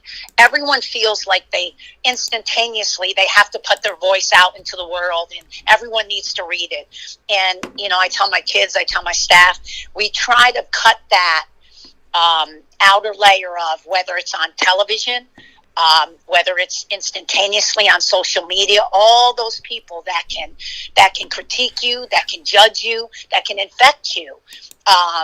Very easily, like you said, and you've got to be very wary. That's why, I don't get too high with wins. I don't get too low. You're always going to have those people that are going to judge you and that are going to really critique you, and in a negative fashion, built to rip you down. Our society loves to build people up just to attack them a year later. I have no idea why we do that, but we do it to everybody, especially if you're unbelievably good at your craft, whether it be Michael Jackson or LeBron James. They're going to build you up just so then they can in return come and attack you. And so I always tell my kids, and this is what I live by now, I don't read those people. They're not important in our lives. They're not our family. They're really not our friends. They don't pay your bills. They don't put a roof over your head, and they don't feed you. And so I really take that stuff with a grain of salt, and I teach our kids to do the same. Surround yourself with people that support you and are positive, that keep you in the right direction. And so it is a shame that you can use this platform that was supposed to connect people to really divide people. And that's what it really does. Last night, for example, Paige Buchers had unbelievable game for UConn. I don't know how you can critique the kid. I don't know how you can say one bad word about this kid for her performance over the past, her whole freshman year. But yet there are the naysayers that go right on, that just hate UConn, just because they hate UConn. And they're attacking this kid. Why? Yeah. And that's what is really disheartening, especially for our young student athletes. it's actually ridiculous. And so for all those naysayers that just use the platform to just get their every spoken word out, and it's all negative, shame on you. Really shame on you. And, I just don't pay attention to it anymore. It's actually a joke. And that's the thing. And you know what, Tammy, what I've realized, and I had this conversation yesterday, there is no happy person in this world or successful person in this world that attacks somebody else. Because when you're happy, you're happy. You're not attacking somebody else because you're happy. The miserable, misery loves company. The negative, the down, the people that don't feel like they had a voice, maybe they didn't have a voice in their household, maybe they don't have a voice in their current household. Those are the people that speak this hate and infect instead of affect people, because I've never seen a successful person or a happy person attack somebody, because successful people are working too hard and happy people are too grateful. And I just think that's a real thing. Oh, that is 100% real. That's facts. Perfect example. We have the Super Bowl the other night, and I was never a Patriots fan, and, I respect Tom Brady. He wasn't my favorite football player of all time. But what the man just accomplished is unreal. You just don't see it. And how you can not be happy or celebrate greatness. Yeah. Again, you just have hate in your heart. You don't know the game of football then. If you're going to judge that man and say he's not a GOAT or he's not one of the best of all time. And again, happy people are people that they're good with their station in life. They're good. They're realists. They don't do those things. They really don't. You can respect greatness. That's something I've tried to change. In the past, as a young coach or as a player, Coach Beth Burns taught me this when I was an assistant for her. I used to think, you're a young brazen coach, you think you know everything, and it was so easy to go, they're not very good, we're going to kill them, and God, I can't believe they ran this, and she stopped me one day and she said, Tammy, you don't know what they're going through as a team. You haven't walked one day in their shoes. You know what we go through with our team. Imagine what they go through. Why are you judging them? And it stopped me for a second. I went, wait, Coach, geez, she's right. All our problems, what are people saying about us? They don't know how to coach. And they have no idea what's going on behind the scenes. And she taught me a very, very valuable lesson when I was working under her. And again, it made me think, I have to stop judging people. I have to stop doing that. And it was just something I'll never forget. So when I find myself starting to, it stops me in my tracks. I'll never forget her pulling me aside and, really kind of scolding me and saying, listen. And it sticks to me to this day now. As a coach, especially now as a head coach, when you're getting attacked left and right for your decision making or why didn't you do this, and it makes me laugh now when I think back, and I respect her so much and her words of advice. And and they say that you never know what someone's going through, and somebody might cut you off in traffic, and you're flipping out and you're chasing this person down. You want to let them know that you're pissed. And they could have just lost their mom. They could have just gone through a breakup. They, could have had, birthday and nobody wished them a happy birthday. Like, there's something going on in people's lives all the time. And I think that, holding a door, I believe this truly, holding a door open for somebody, giving, paying for somebody's coffee when, you go up somewhere and they're next in line or whatever it may be. There's little things that we can do. A smile. I know some days I had just, I was just not feeling it. And I'm not going to say I have a bad day, because I never feel like I've had a bad day, because I always have God on my side and I always have my faith. But I've had those moments where I'm like, I'm going to the grocery store, I'm in Wegmans, and I'm like, man, this stuff, I don't like, this sucks. Like, I'm thinking about something, and then if somebody just looks at me and they just smile. And I'm like, all right, that was God. That's an angel. Okay. And then somebody else smiles. I mean, I remember one time I went into the grocery store and it just wasn't. I was sad about stuff. I was confused. I was upset. I felt like my time was better than God's time. I'm trying to tell him like I'm ready now. He's like, I don't care. And my religion teacher from high school, of all people, Miss Goulet, she's there, and I saw her, and she gave me the biggest hug in the world. And she was all about, how are you? And smiling. And she always had warmth and kindness. And it turns out I thought that day that I needed something. And when she hugged me that day, I said, how are you? And she said, well, not too good. And I said, why, Miss Goulet? Like, she's always positive. She said, my best friend, who I always, like once a week, I always go out and I see and I spend time with, she passed away. And so in that moment where I felt like I needed somebody, I saw somebody who always uplifted me, and it turned out in that moment she's the one that needed the hug. Yeah. So you never know what people need, and you should always be willing to be kind. Yeah, and I try to change my routine this past year. I try to go to bed and I say a prayer again. I haven't done that since I was little. Yeah. And I mean, I'm talking 20, 30 years.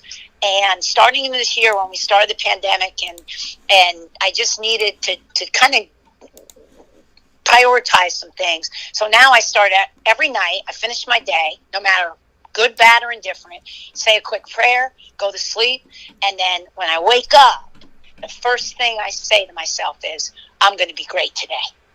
I get out of bed, I put on Twitter, and I look for Rex Chapman's posts, which is usually with kids or animals, makes me smile, and it gets my day set. It's every day.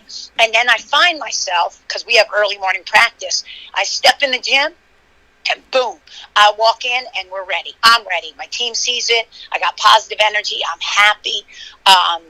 And it's kind of what I've settled into now is this is my routine. This is what I'm going to do. I don't go to bed angry anymore, and I don't wake up angry anymore, in a bad mood. And that way, again, I can affect people. I'm a giver, and I'm not an energy taker. I'm not a vampire every day, which is, again, what I'm trying to get my team away from. There are no energy vampires on in our team. And if there are, we're going to put your picture up on the board, and you're going right in Dracula's mouth, and everyone's going to know today you're that. And we don't do that. And again, it's just kind of how we're trying to change our culture and our energy here at Rhodey. And it all starts with your leader. It all starts with you, and your staff. And so, it's a big thing for me, and it's a change that I tried, because I was finding myself, waking up angry or negative or going to bed on a bad note. And again, I just tried to start reading more, start educating myself more, and just trying to get out of the funk I was kind of in, especially when this pandemic hit. Yeah, and I think it's great what you said, because, you said like 20 years since you've gotten down and said a prayer from when you were little, like saying that every night. And, the pandemic, I think, for a lot of people, it was like, oh my God, this is terrible. My life is horrible. All these things are bad. I can't get what I want. Almost a year ago, at the end of April, I started walking 10,000 steps a day. And I know to some people that, that worked out forever, whatever, to them, they had done it. But to me, I was like, you know what? I was never like a big guy. I was never like crazy overweight or anything like that. But before the pandemic really started to affect us, I had gone through stuff in my personal life, and I was like, you know what? I got to change something. Like, I need control of my mind. And I actually said it when I was on a special with Terry All. Shout out to Terry. I said I was renting out loft apartments to other people in my brain. And renting out that space became very expensive and very time consuming. And so around April time, end of April, it was like April 27th, I started walking 10,000 steps a day. And in the beginning, it was I was just frantic. I was instantly like, I was praying to God. I'm yelling. I'm listening to music. I was feeling sick to my stomach. I felt like I couldn't function. I felt like I was trapped in my house. And I'm crying. I'm frustrated. And then now you fast forward, and it's been almost a year. I'm in the best shape of my life. I'm calm. I've let go of stuff. And the reality of healthy mind, healthy body is true. And I'm the best version of myself that I've been since like I was a little kid, and I was, and I didn't know anything about the world. So, it seems like during the pandemic, Tammi, you and I, instead of, moaning and complaining, decided to ask more of ourselves and to be a better representation of who we would like the rest of the world to be, but also who we want to wake up to. And, that we didn't want to wake up to an angry version of ourselves anymore. It's so true. A lot of people, it's again, your mind, your mentality of how you view the pandemic. So when it happened, yes, it was very unfortunate. It was scary, but you couldn't see your loved ones. You had to, but for me, it was a great time. And again, to spend time with myself, cut off from the world. I could exercise more. I could work on me more. So instead of looking at it as a negative, it was a great time for self-improvement. And I love, I could be at home. I'm reclusive. I enjoy being by myself or being with my animals. I enjoy nature. And it was a great time. You should see, I put up like 100 bird feeders outside. Oh, that's awesome. I started all these different hobbies, that I never had time for before. My life was always, and the life of a coach is just ridiculously rushed, especially in the summer. So for me, it was the first summer that I've actually had just to me, nobody else. And it was really good for me. And I enjoyed it. And people are looking at me like, no, I don't need to go out and eat every night. No, I don't need to always hang out with people. There's a lot of things I enjoy doing just with myself. So like you said, Dan, it was a great time to just get back to my center again and really do some self-improvement while I have the time. Because for years, God, for the past 20 years, I've never had the time. Yeah, I essentially called it God's reset button. Mm-hmm. I feel like he hit my button early, and then he hit everybody else's button, because I had like a double whammy of the button push. But if he didn't hit it, I don't know where I would be. So it is unfortunate, and death and disease and the stuff that came from this, and people being alone, and people being alone with their vices, and that went through that struggle and addiction and all that stuff. I mean, that is the sad part of it. The positive part of it is hopefully people fought and came out of it more than didn't. And like you said, that self-help, that self-love, and not having the time. It's like, you're a coach. You've been coaching, you've been playing. I mean, like, that's been your life, playing and then going to the WNBA and then becoming a coach. Like, all is scout, recruit, practice, game. Scout, recruit, practice, game. And, on my side, it was travel. It's funny when I feel like I have the life of a coach sometimes, and Joe Adam, who was at SU, because I told him, I was like, I'm traveling, I'm flying around, I'm covering this, I'm covering that, I'm doing this event, I'm doing that event, I'm doing my show. And he said to me, he was on the recruiting trail, I was traveling, he had just flown out of Detroit, I just flew into Detroit. We just missed each other. And he goes, yeah, I was talking to my wife, and it's busy, and it's crazy, and I've been home for like 3 days. And he goes, well, you get it. And that moment was like, oh, wow. There's like respect there for work that, we're both doing. But at the same time, Tammi, like, if you're a go-getter and you get after it, whether you own your own business and are broadcasting like myself, or you're coaching like yourself, people see the luxury of, oh, you get to do what you love, so it doesn't feel like work, and that's great, and that's fine. But there's also the notion of, we don't sleep, we don't take the time to take the time sometimes, we don't sit down and watch a TV show until after midnight. So, the fact that we got this time was one of the positives to take out of this, because I needed it, and I'm sure you did too.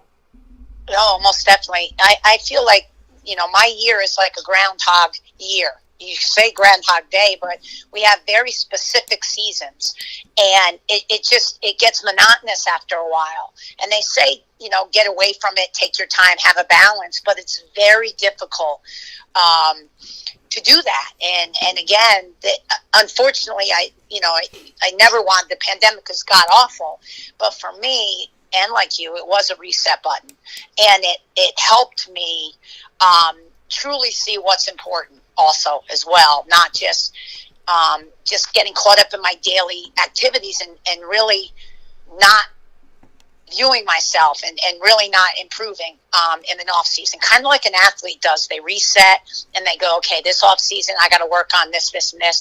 I get so busy as a coach, and so I go right after the season into the recruiting mode and camp mode, and we have all this stuff that I never truly just sit and go, okay, how am I going to improve for my team? What am I going to do for my team? How can I be a better coach?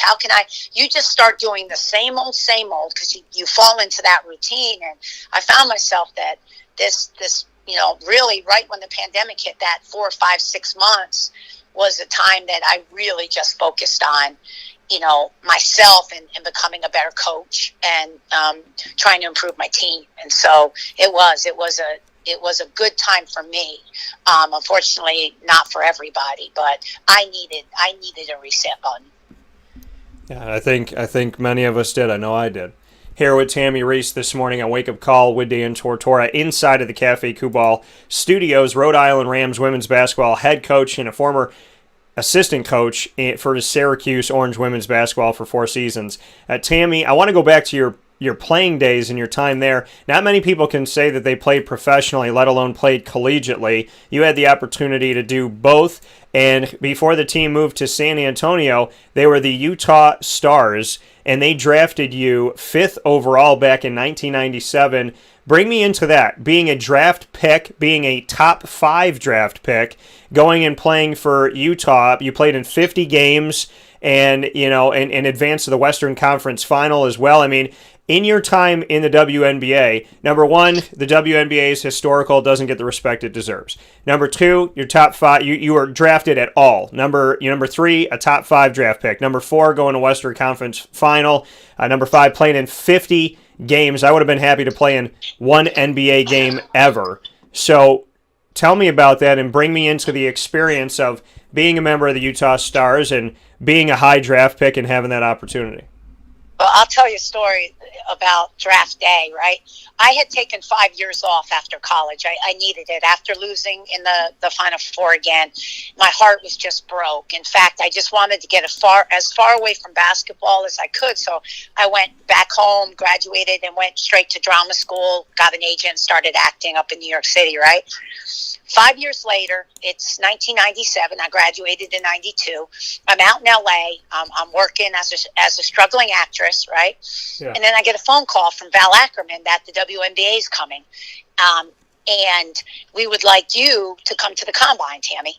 And because obviously Val started the league and she went to UVA. So she's calling the UVA crew and seeing we can try out. And I said, okay, I have 6 months to get back into basketball shape. Now I'm in pristine shape because I'm a fitness model, right?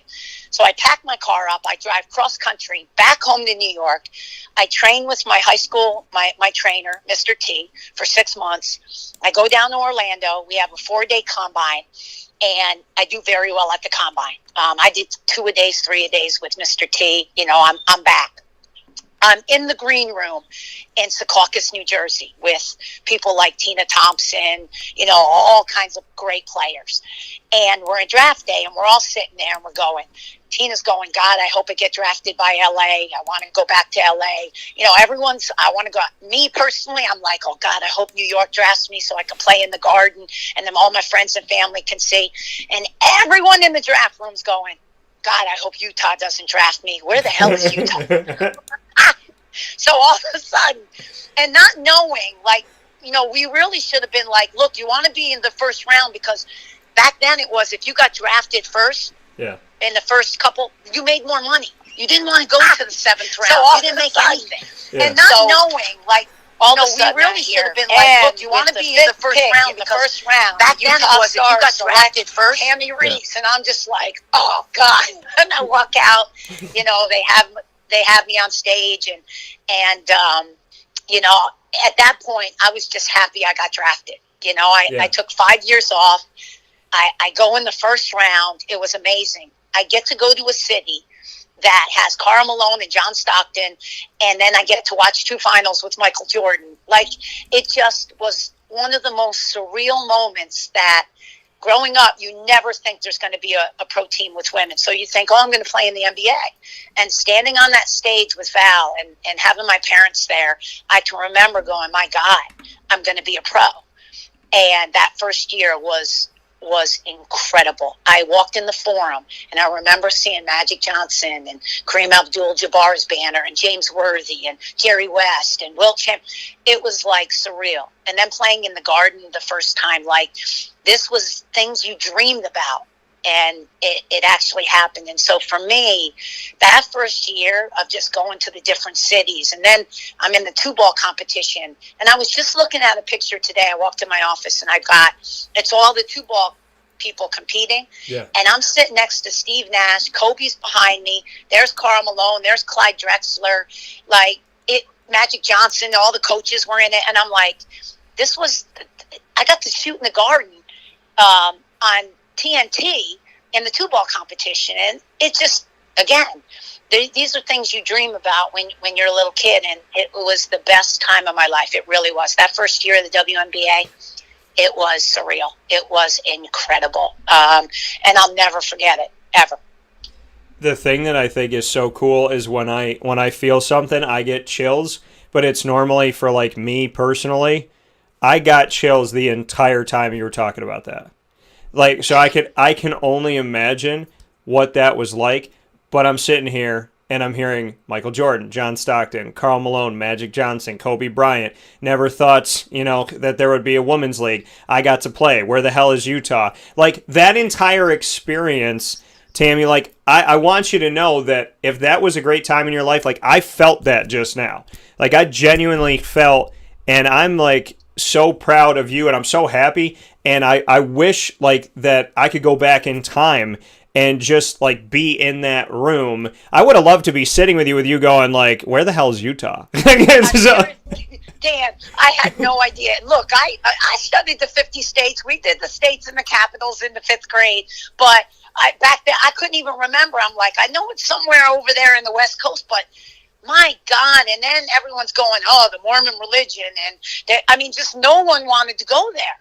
And I was laughing. And then all of a sudden I'm like, you know, just knowing I'm going to New York. And I heard my name, and I can remember going, oh God. Then I walked out, and then that left me. I was like, wait a minute. Oh God, I got drafted.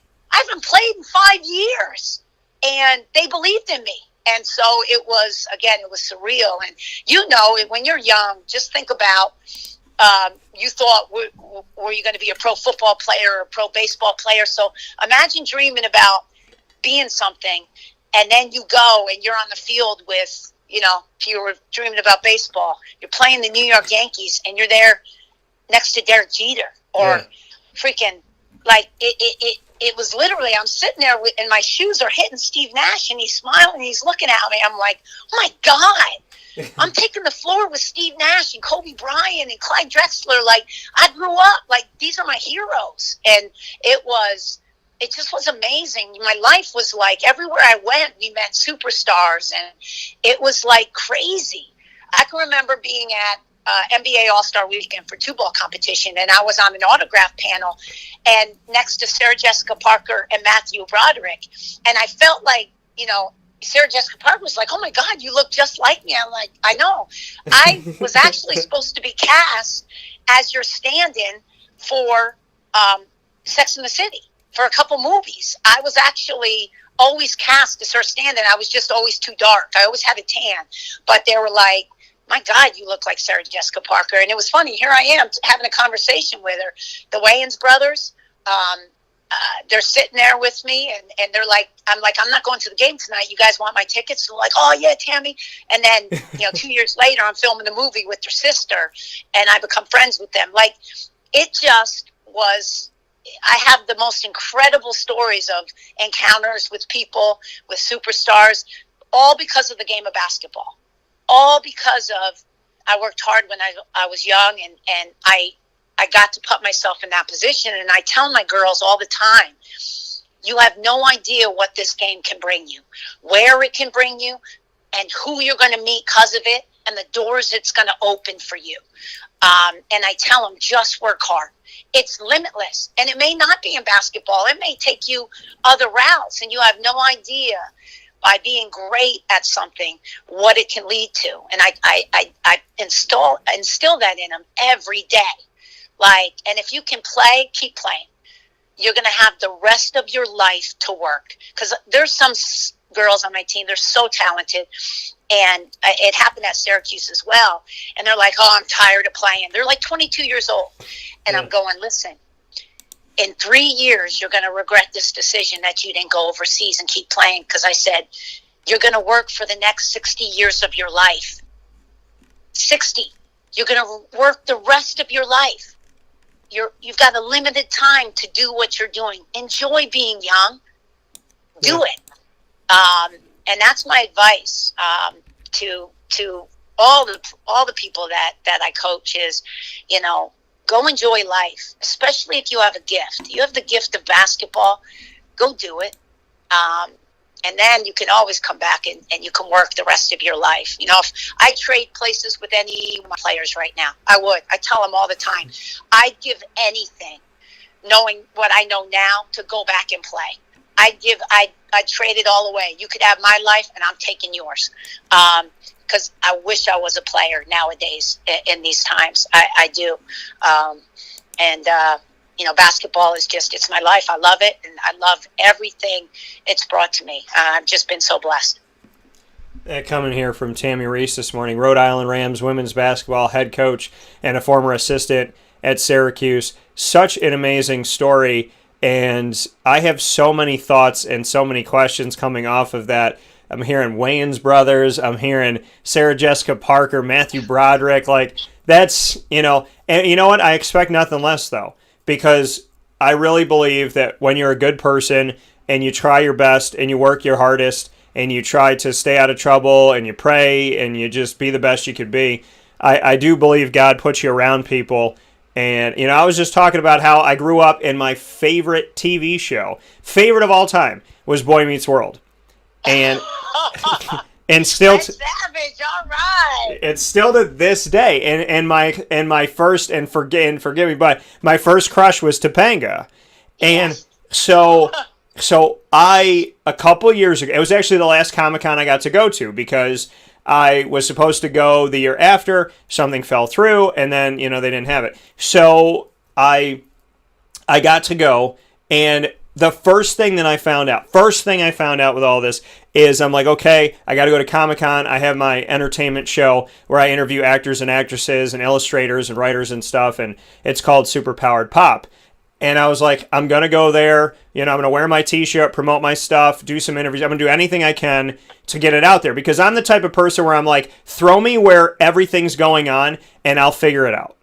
And, I'll interview people. I'll go up to total strangers, and then next year I'll know that one person who will lead me that one, and then there's 10, and then there's 20, and now all of a sudden, I'm sitting here doing my show on the floor. And so I went, and the first news, the literal first thing I saw for New York Comic-Con that year was Ben Savage, Daniel Fishel, and Will Friedle are going to be there. And I was like, without question, I was like, I don't care if I do nothing else. And it was the first day. It was a Thursday. And I went and I stood in line and I met Ben Savage, a.k.a. Corey. I met my crush, for my first ever crush, Daniel Fishel, Topanga. And then I met Eric, Will Friedle. And after I did that, I went to their panel and I asked a question, and there's like 3,000 people in this room. It's crazy. Question. They didn't think they were going to have time, and then the guy goes, hey, my man, go ahead. They shine the light on me. I'm standing there. None of these people in the room know that I'm broadcasting or doing any of this stuff. They just think, hey, he's a fan. and I had my microphone, my pocket microphone, I had it on recording. I was like, if I get to ask a question, I need to have this forever. And I turned it on, and I asked each of them, what is the greatest lesson that Boy Meets World ever taught you? And the response, the answer, they both said about Mr. Feeney, lose one friend, lose all friends, lose yourself, and all this stuff. Tammi, I don't get starstruck.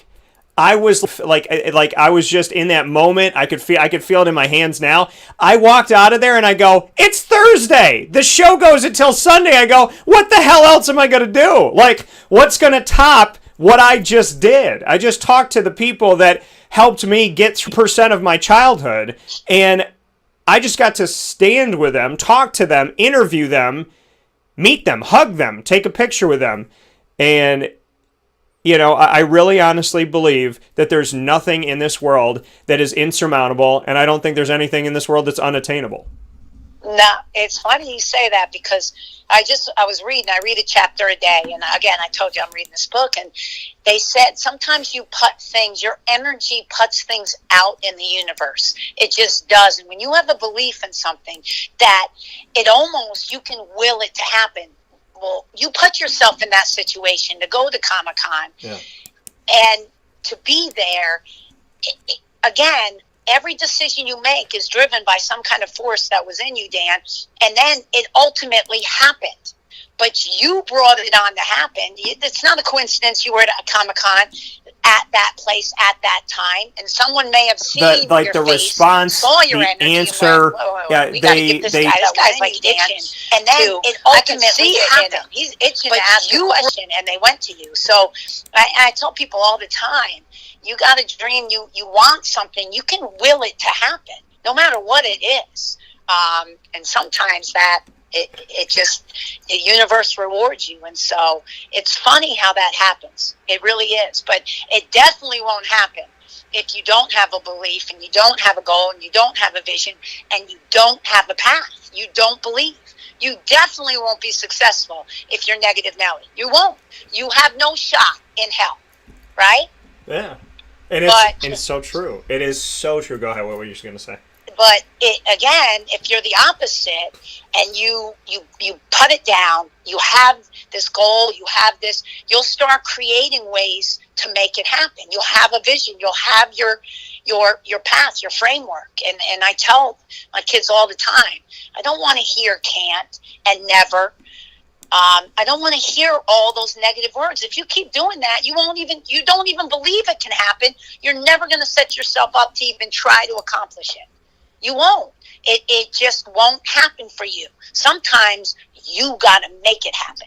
And it all starts with a belief. I told them that. A belief, a vision, and a goal. And then, and only then, will you start to create the framework to even make it a possibility. And so you put yourself in that position. I didn't know, I was going to be able to meet stars and travel everywhere and play and all the. It happened when I started falling in love with basketball and said, I want to be a pro. Yeah. It gave me all of a sudden, here's what I had to do it. And then all that stuff just came along with it. I had no idea. I didn't want that stuff. I just wanted to be a pro. I wanted to be the best basketball player I could. So when I put that goal down, now I started to develop my how am I going to get there? My short-term goals. And then it comes to fruition. And that's something I sell my kids every day. You better have a dream, and you better dream big. Why are you stopping here? Some of them, no, go there. Why not? Why? And I tell them all the time, why can't we? Why not us? Yeah. Why not? Give me a reason. Why? And they can't. So I said, then hell, let's not just go with a winning season. Let's go win the A10 tourney. Let's go win the A10 championship, damn it. Why not us? And they said, hey, coach, you're right. And then suddenly we started winning. Suddenly they started believing. And again, you got to have a belief, and you got to have a vision, and it all starts with you, your positivity and your mindset. Coming from Tammi Reiss right here on Wake Up Call with Dan Tortora. Tammi, I have so many doors that have opened. I have an idea, and I know that you spent extended time with me here on the show today, but if you'll oblige me, I'm going to call you today. I have an idea, and you talk about putting something into the universe, like making it happen, manifesting it. I have a thought, and I really, really am excited to call you on it. I won't say it on the air. We'll talk about it separately. But the final piece here is two things. First and foremost, Rhode Island, since you got there in April, what has it meant to you to be there? And then we'll jump into our final piece. Well, I think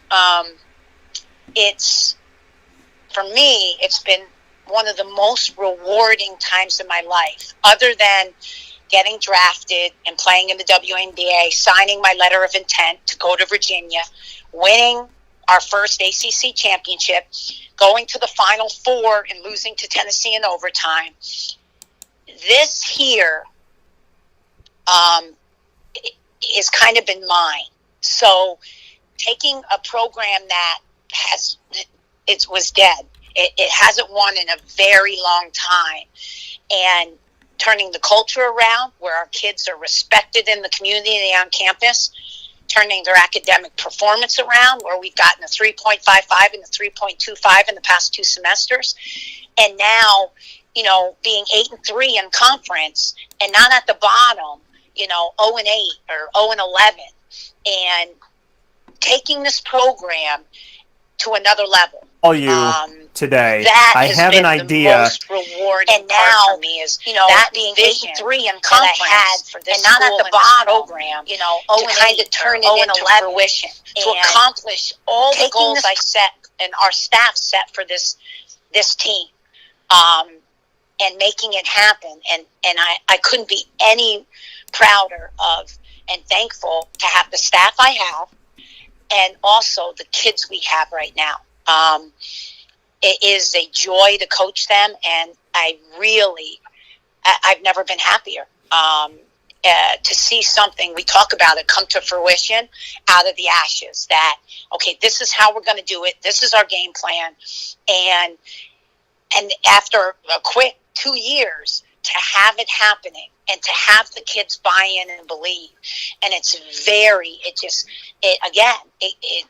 I celebrate. I'm like, I couldn't be happier, and I couldn't be more at ease at a place that with the decision I made to leave Syracuse, because that was very difficult for me, because I love the school, I love the staff, I love the kids there, and I love my community ties. My neighborhood, they watch every one of my games, all my neighbors.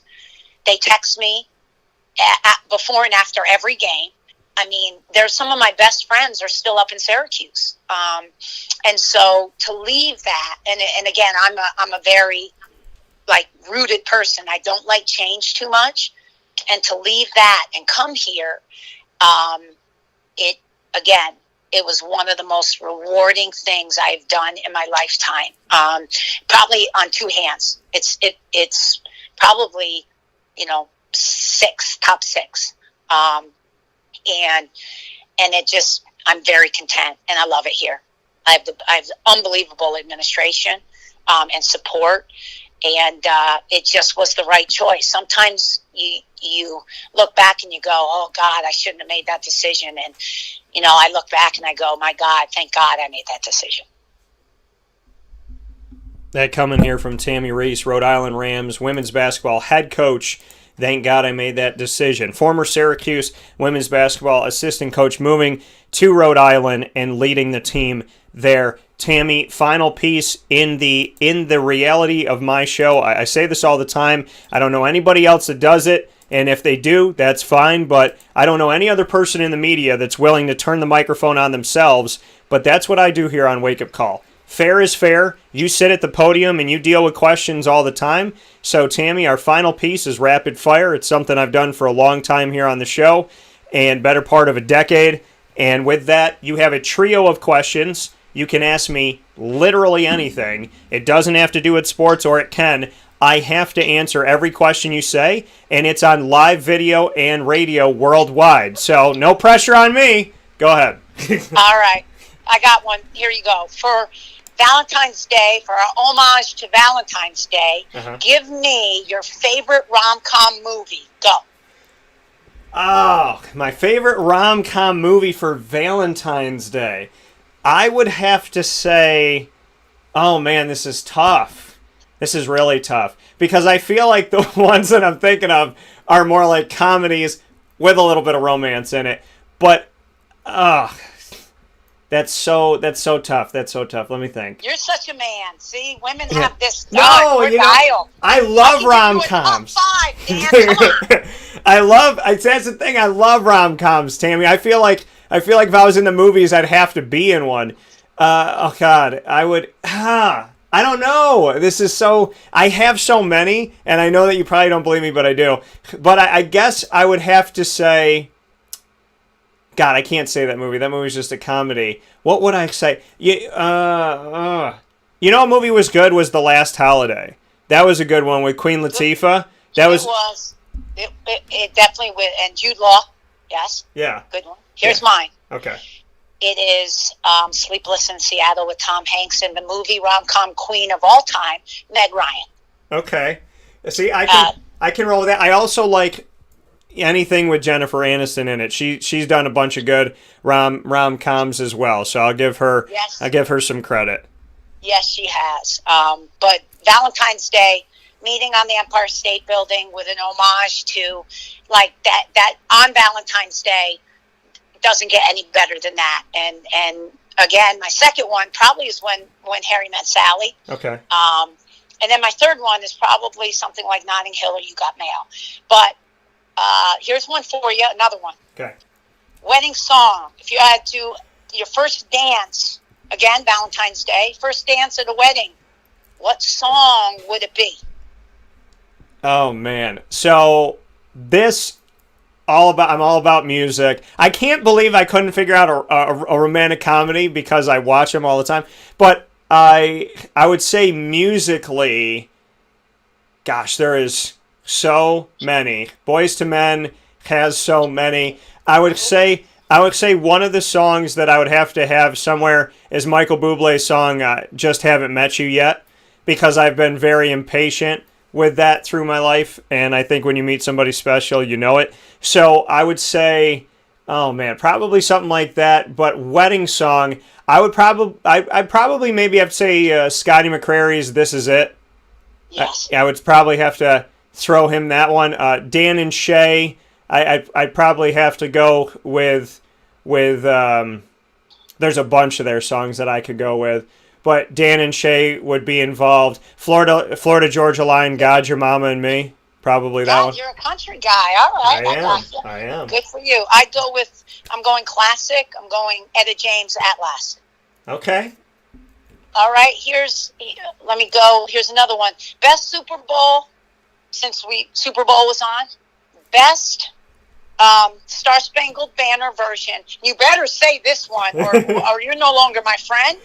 But best version of the Super Bowl, Star Spangled Banner. Go. Best version of the Super Bowl. Now you're making me have to think. Come on, there's only one version that got released, went to number one on an LP as a single. Yeah. Only one. She is the voice, and there is no other one you can possibly say. Yeah, I mean, Whitney Houston, right? I mean, there you go. There you go. Now, we were going to fight if you said anybody else, because there is no best Super Bowl halftime show. Go. Oh, you know what? I like Maroon 5. So I would say, I liked the one. What was the one? It was, I liked when it was Britney Spears, Aerosmith, and Justin Timberlake, I think. Yeah. And then that was pretty good. I would also have to say, because I respect the heck out of these women and they can dance and nobody knows how old they are, Shakira and Jennifer Lopez threw it down. But I'm going to say something that's controversial. Shakira was better than Jennifer Lopez in that one. I think she was.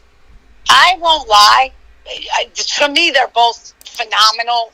They were great. But that, you have your taste. Shakira can dance now. She can dance. My favorite, I have a couple because, obviously you have to be an icon that span decades and cultures. Like everyone, whether you're a 70-year-old man or a 10-year-old child, you know their music. You should, if you're going to perform it for me at the halftime show, you should be sort of iconic. Like The Weeknd, this past one, and I like The Weeknd as an artist, but dude's been around 6 years? Yeah. And has like 8 top hits. Like, come on, man. We couldn't find. I'm just saying. So for me, it was like Prince when he ended with Purple Rain, and it was coming down and pouring rain. Yeah. Love Prince. I love Justin Timberlake. I loved Michael Jackson. I love the Britney Spears one, but I'd have to go, obviously looking back now, I really, really enjoyed Prince and ending it with Purple Rain. And if I had to choose, like 10 years ago, this should have been done. If I'm an organizer of the Super Bowl, I'm going, okay, I'm gonna have an all rock halftime show, right? Yeah. I'm getting the best rock acts of all time, anthems. Like football players run into the stadium for Thunderstruck with AC/DC, or you get Kiss, or how come we've never had an all rock Super Bowl halftime show? Like, I'm like, really? And they're too old now. I feel like we can't throw that together because they're so damn old. I don't even know if they can walk on stage. I also feel like we haven't done like a true like kings and queens of country, No, we have not. We have not. Like, at least incorporate that, And there's some great country artists that you could throw together, old and new. Little Garth Brooks, come on, man. So I don't know who the organizer is. I think they need Clive Davis to actually organize it because I don't know who hires talent. But I wasn't overly overjoyed with the Super Bowl entertainment part this year. No, I did my own halftime live show while it was on because I had no desire, and I don't mind The Weeknd. I had no desire to watch it. Yeah, he's like a American Music Award, Grammy kind of artist. Yeah, you can do that, but he needs a little bit more of a career of longevity to get the halftime show. And if you have to pay $7 million of your own money to perform, that's never good. No, and the thing, I think Michael Jackson and Prince should have been together. Like, oh, God, that would have been heaven, What if you could have got, like, Michael, Prince, Whitney, and Madonna, like, all the 80s together? Yeah. Come on. That would have been classic. Well, Tammy, I'm going to tell you what I grew up on because I was spoiled. I told my mom, I was like, I grew up on Motown and, like, good hip-hop. So my music as a kid, Peabo Bryson, Anita Baker, Nat King James Cole. Ingram. What'd you say? James Ingram. Yeah, like all like Luther, Brian McKnight, Boys to Men, New Edition. I was like, I know Queen Latifah when she was a rapper, but Queen Latifah. Who else? UNITY, baby. UNITY. TLC. Yeah. Everything. Eric B. and Rakim. Come on. Everything. And I was like, when I hear More Money, More Problems, I do the Mace dance when I'm in Walmart. I don't care where I hear it. So but I'm like I was so spoiled, and I was like, how did I grow up so cultured in music? Because like the people around me weren't giving it to me. It was me and my friend James, and we were the ones listening to this, but I have the Peabo Bryson tapes. I have like that backwoods Brian McKnight, Tony Braxton. I mean, so cultured on music. I miss R&B so much, Dan. Like R&B in the early 90s, come on. You were in heaven. I mean, and it was even our rap, it was all infused with R&B. It was a great time in music. Now, I don't know what this is, but I miss R&B. I miss true R&B to no end. But you're right. It seems to me like Boyz II Men, your best R&B group, your favorite, or New Edition. Yeah. That's my quandary. I'm a huge New Edition fan. Yeah. Come on. New Edition with Johnny Gill or with Bobby Brown? See, I grew up young New Edition. They were my first group because I love the Jacksons. And for me, New Edition was the next coming of the the Jackson 5. Like, I'm like, oh my God, I love these boys. And then came New Kids on the Block, and, you know, it was over for me. But I'd have to say later on, the Johnny Gill album, Boys to Men, you know, and Can You Stand the Rain? That's some classic love songs. Like, I love Johnny Gill. They were grown men. They had really, really good music then. So I'll go with the later New Edition. I will sit in the studio sometimes, and because I've like, and I don't know if you know this, but I've sang my whole life, like since I was 3. And so I will turn on Can You Stand the Rain, and I'll just sing it in the studio. Like, I'll turn it on, I'll practice it. That's one of the songs that I have like on repeat. Me too. Do you go with Ralph Tresvant's for his part, or do you do Johnny's part? Which do you do? I'm gonna be real with you, because I've always tested since I was like 7, 8. I used to test my voice with Wanye from Boys to Men. I have a range, so I go with Johnny Gill. I push the Johnny Gill one. You like those though? Ooh, I got you. Yeah, Tresvant's good, but like the Johnny, like the beginning, and I get really into it. So toward the end, when he just keeps doing the note over and over again, like that, yes, I'm telling you, Tammy, like music is my life.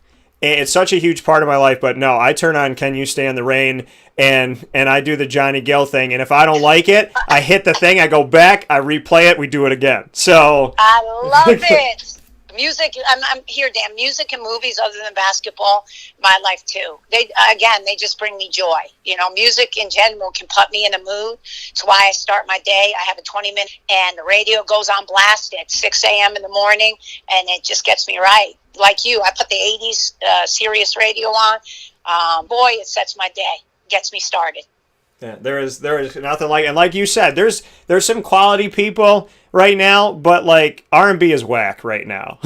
So like, I think the artist that does it for me right now that reminds me of back in the day is Bruno Mars. I was just going to say that. When Bruno puts it together, man, dude is on fire. Whether it's dancing, he's a showman. He's a beautiful musician.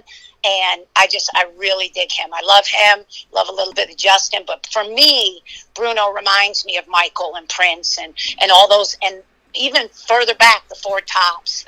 He reminds me of that era. It's why I love him so much, I think. It's so funny you said that, because when you said there's one person, good, but like I went Johnny, I was like Bruno Mars. Like, he's the only guy, because he reminds me. He does. He reminds me of Michael. He reminds me of Prince. Like, he has that, like, Prince style, but he has that, like, Michael moves, and there's just something to it. Like, it's so cool. So, everything we talked about has led me to the conversation you and I are going to have later. So, I appreciate it. I'm looking forward to it. I have an idea, and, you know, Tammy, I am more than overjoyed. I knew that this was going to be positive and motivational and happy and fun, but you more than sold what I was trying to sell having you here on the show today. So I appreciate it so much. You're such a positive voice, and you know there's not enough that can be said about Tammi Reiss. I very much respect you, and you know it was honestly a treasure to have you on the show today. I appreciate it. DT, thanks for having me always. I love talking to you. It's just like having a conversation with you. We're just chilling on the phone and catching up.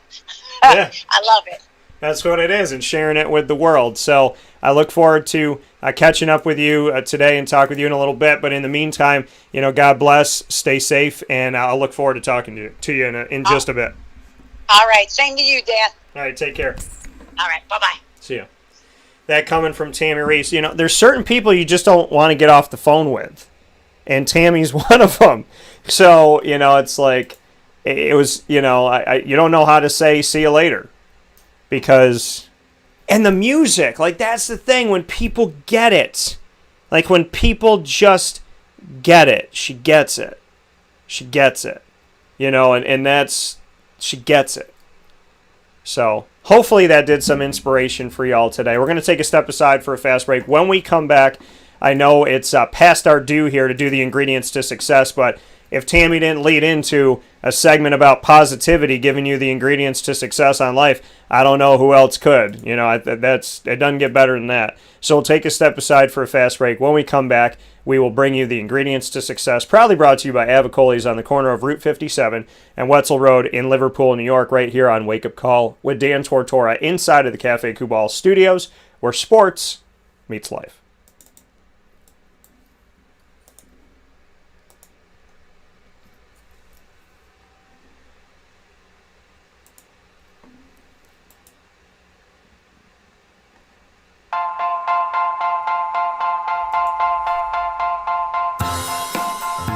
Cafe Kubal Mobile Cafe brings the cafe experience to you.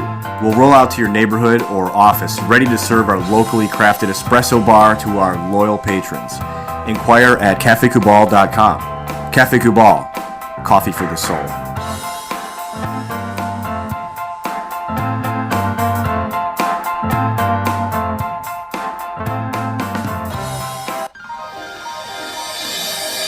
Ma and Pa's Kettle Corn and Popcorn Factory, located on 201 7th North Street in Liverpool, is home to over 40 flavors with more than 200 flavors in their total wheelhouse. Sky's the limit for this sweet and savory Central New York company. Keep it local at your parties, fundraisers, wedding showers, baby showers, and more by calling 315-450-MA-PA. That's 315-450-6272 for popcorn bars with custom flavors and colors at your upcoming event. Make sure to visit them on 201 7th North Street in Liverpool, New York. And for more information, go to maandpazsnacks.com. Ma and Pa's Kettle Corn and Popcorn Factory.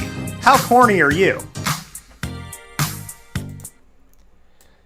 The Millhouse Market, located on 3790 New York 13 in Pulaski, New York, is worth the drive every time. Make sure that you download their app from the Google Play or Apple App Store. You get the menu there. It's extremely user-friendly, very easy, and it's all there for you. All of their signature and specialty brick oven pizzas, their traditional brick oven pizzas, as well as the rice bowls, quinoa bowls, homemade breads, homemade desserts, and their fantastic salads and sandwiches. And the sandwiches are named after the families that helped to start what is today's Pulaski. The people that built this town, their names are there ingrained into the menu, ingrained into your taste buds.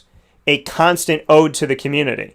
I don't know how you get more community-based than honoring the community on your menu daily and then creating recipes of over 30 different sandwiches to celebrate them. A beautiful thing that Rebecca Alford did at the Millhouse Market, and I appreciate them so very much. Absolutely worth the drive every time. Contactless pay on the app, a drive-up window, Tuesday through Sunday. On the weekends, their in-house dining is open at their bistro, and of course, they have their general store with local products from local companies. So many different ways to connect with the Millhouse Market. So many ways to make your taste buds go, yeah, we need to come back here tomorrow. So make sure that you make the drive to the Millhouse Market, 3790 New York 13 in Pulaski, New York. Worth the drive every single time. With that being stated here on Wake Up Call with Dan Tortora, I want to welcome you back here to the Cafe Kubal studios for the ingredients to success. Proudly brought to you by Avicolli's. Avicolli's is on the corner of Route 57 and Wetzel Road in Liverpool, New York. It is our home of the Liverpool Warriors sports show every single month. This month, we will be featuring the girls basketball team from Liverpool. The Warriors that are right up the road will be coming down to Avicolli's on the pizza side, and we'll be shooting a live on-site experience where you can come out and see them and grab some food and sit and watch, or you can watch from home and order some food from Avicolli's for curbside pickup, takeout, or delivery, and you can watch them on Facebook Live. So very excited for what's coming up with the ladies of the Liverpool Warriors girls basketball team here, and I will be announcing that today. You'll actually be able to see the date and everything that's coming up with that. Very excited for that. And well, you know what? I might as well tell you the date now. I don't care. I want to tell you. It's going to be Ash Wednesday. So Wednesday, February 17th, a week from tomorrow, we'll be there at 7 p.m. Eastern Time. So you can come out and see us. And it's the perks of listening and watching live. You get to hear it before everybody else does, and then I will be unveiling it today. So very excited about that, and a really cool promo coming up, so make sure you look out for it on Facebook at WakeUpCallDT, Twitter at CallDT, and Instagram at WakeUpCall_DT. The ingredients to success every single week presented by Avicolli's. I pick a topic in the moment, and then I give you the ingredients to success. Well, the topic, coming off the conversations with Prince and Tammi today, you couldn't have two more inspirational people lead into this inspirational topic. We have so many great guests on the show, and you talk about how you manifest things and things just seem to work out. And I don't call them coincidences, because a coincidence means it happened by chance. It just happened randomly. I call it a God incident. That it might seem like it happened randomly, but there was purpose to it and there's a plan behind it. Prince and Tammi leading into the ingredients to success is one of those God incidences. So today, the topic, I would say, is being unapologetically you. And the ingredients to success for that are to, not pay attention to the keyboard assassins that Tammi and I talked about, knowing that happy people never attack people, that successful people don't attack people. Because if you're successful and you're doing what you love, you're focused on it. If you're miserable and you're hateful, then you're a keyboard assassin, because you got nothing else. So that's what you do, because you're not happy with your life. So those of us that are actually truly undeniably happy with our lives and with ourselves, if you're miserable and you're hateful, we're the ones that are being you're a keyboard assassin. Because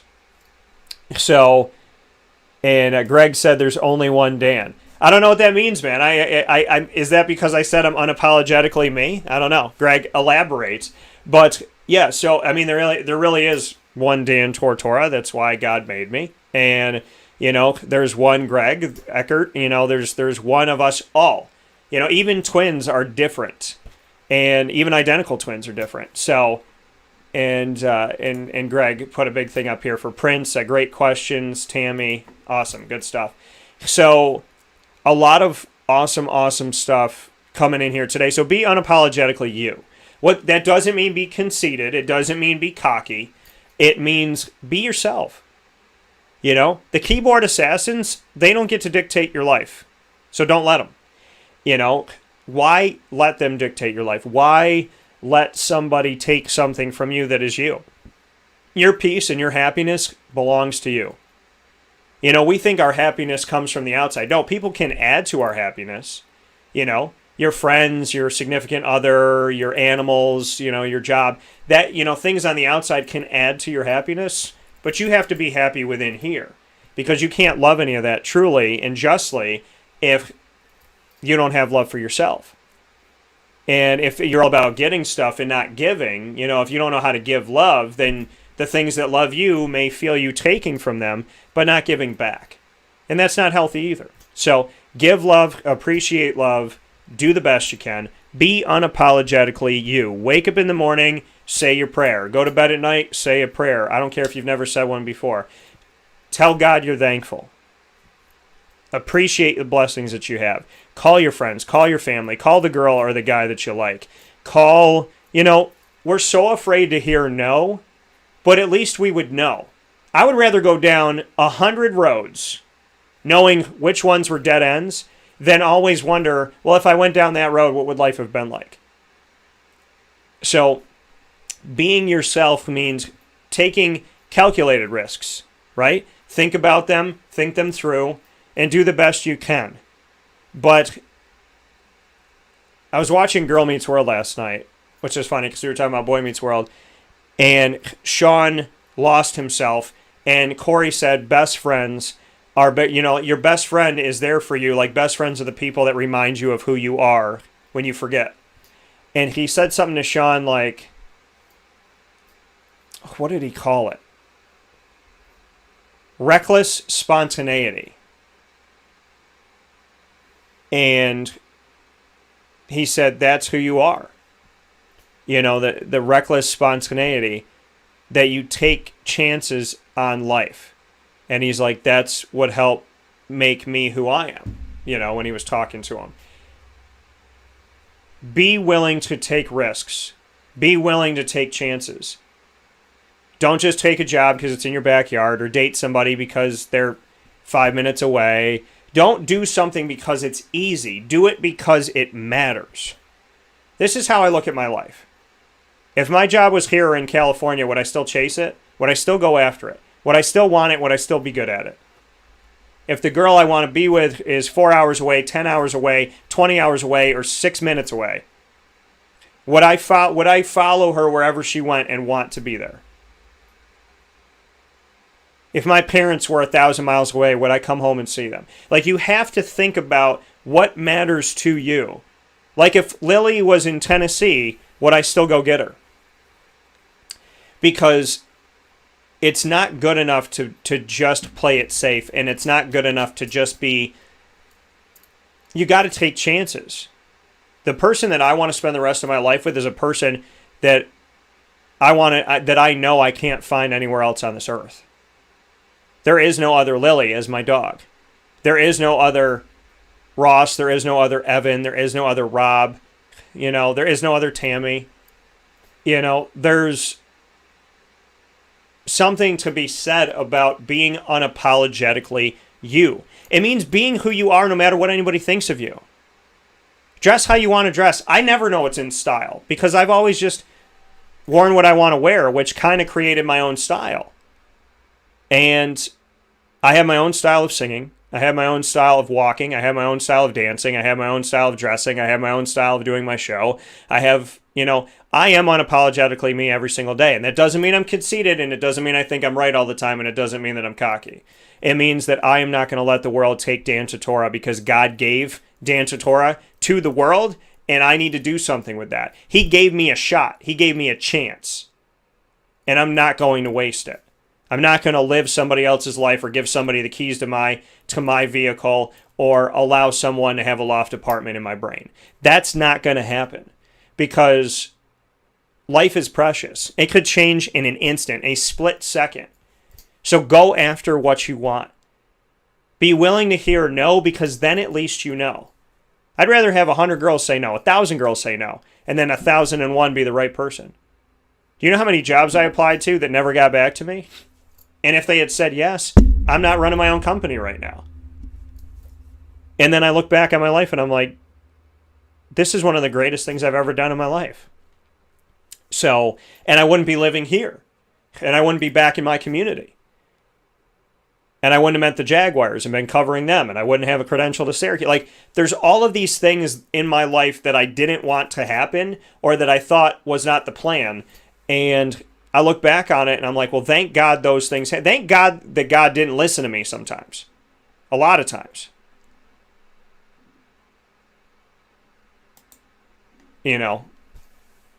So be unapologetically you. Laugh, speak, cry, think, ask questions. But just know who you are, because if you are you, there is no materialistic thing in the world that can take that. There's nothing you can buy that can be as good as knowing that you're yourself, that you love yourself, that you're chasing your dreams, that you're with the person that you fought to be with, that you're in the job you fought to have, that you're in the house that you really, really wanted because it just felt like home. Like, take chances. Take chances in life. And do it with morals and do it with values. But dang it, I love my life. I love my life. And Tammy just really kicked me into high gear today. And Prince before that. So be unapologetically you. And know that if you're out there doing good things, chasing your dreams, giving it all you got, I love you, I respect you, and I got your back. Because my crew's the best. So with that being said, I bid you a fantastic Tuesday. I'll see you here on Wednesday. Special guest coming up tomorrow, as well as the Fantasy Football Power Hour with Mike Sofka and I talking about the big game and our thoughts on Tom Brady, the Bucks, Pat Mahomes, the Chiefs, and looking forward. All of that's coming up on tomorrow's show. Of course, Wake Up Call with Dan Tortora is live Monday through Friday from 9 a.m. to 11 a.m. Eastern Time. We typically go over. Today is no different. On Facebook.com/LiveNowDT, YouTube.com/ Wake Up Call DT on wakeupcalldt.com's homepage and on mixlr.com/wakeupcalldt. You can also search Wake Up Call with Dan Tortora. Our shows are already up from yesterday. You can go to Stitcher, Spotify, MixLR, TuneIn, Podbean, iHeartRadio, iTunes, and Apple Podcasts, and youtube.com/wakeupcalldt, and search Wake Up Call with Dan Tortora or search Wake Up Call DT, and you will find us there. And make sure you follow us, save us, bookmark us, whatever you got to do to never miss a show again. And you can go at your leisure. There's over 1,400 episodes available to you right now, so there's always something to do. Central and Upstate New York is proud to have these businesses, and I am too, as partners. Cafe Cubal, Carvel DeWitt, Wildcat Sports Pub, Chick-fil-A Cicero, Avicolli's bringing you the ingredients to success and giving you 10% off every single day if you order online using the promo code AVS10 at myavicollis.com. That's MyAvicollis.com. Use the promo code AVS10 at checkout. Canine Camp Dog Daycare, Honda City of Liverpool, Pizza Man, Canine Campground Dog Boarding, the Millhouse Market, and Ma and Pa's Popcorn.com. Go there and use the promo code DT20 and get 20% off on me. That's DT20 at Ma and Pa's Popcorn.com. With that being stated, I appreciate you. I send you my love. And keep being you, unapologetically you. Have a fantastic day. Stay safe and stay well. Believe in yourself, trust in yourself, and the rest is up to you. God bless. No stress. Do your best. That's how we always have to end the show. And I'll see you on social media. I'll see you on wakeupcalldt.com. And God willing, I'll see you here tomorrow.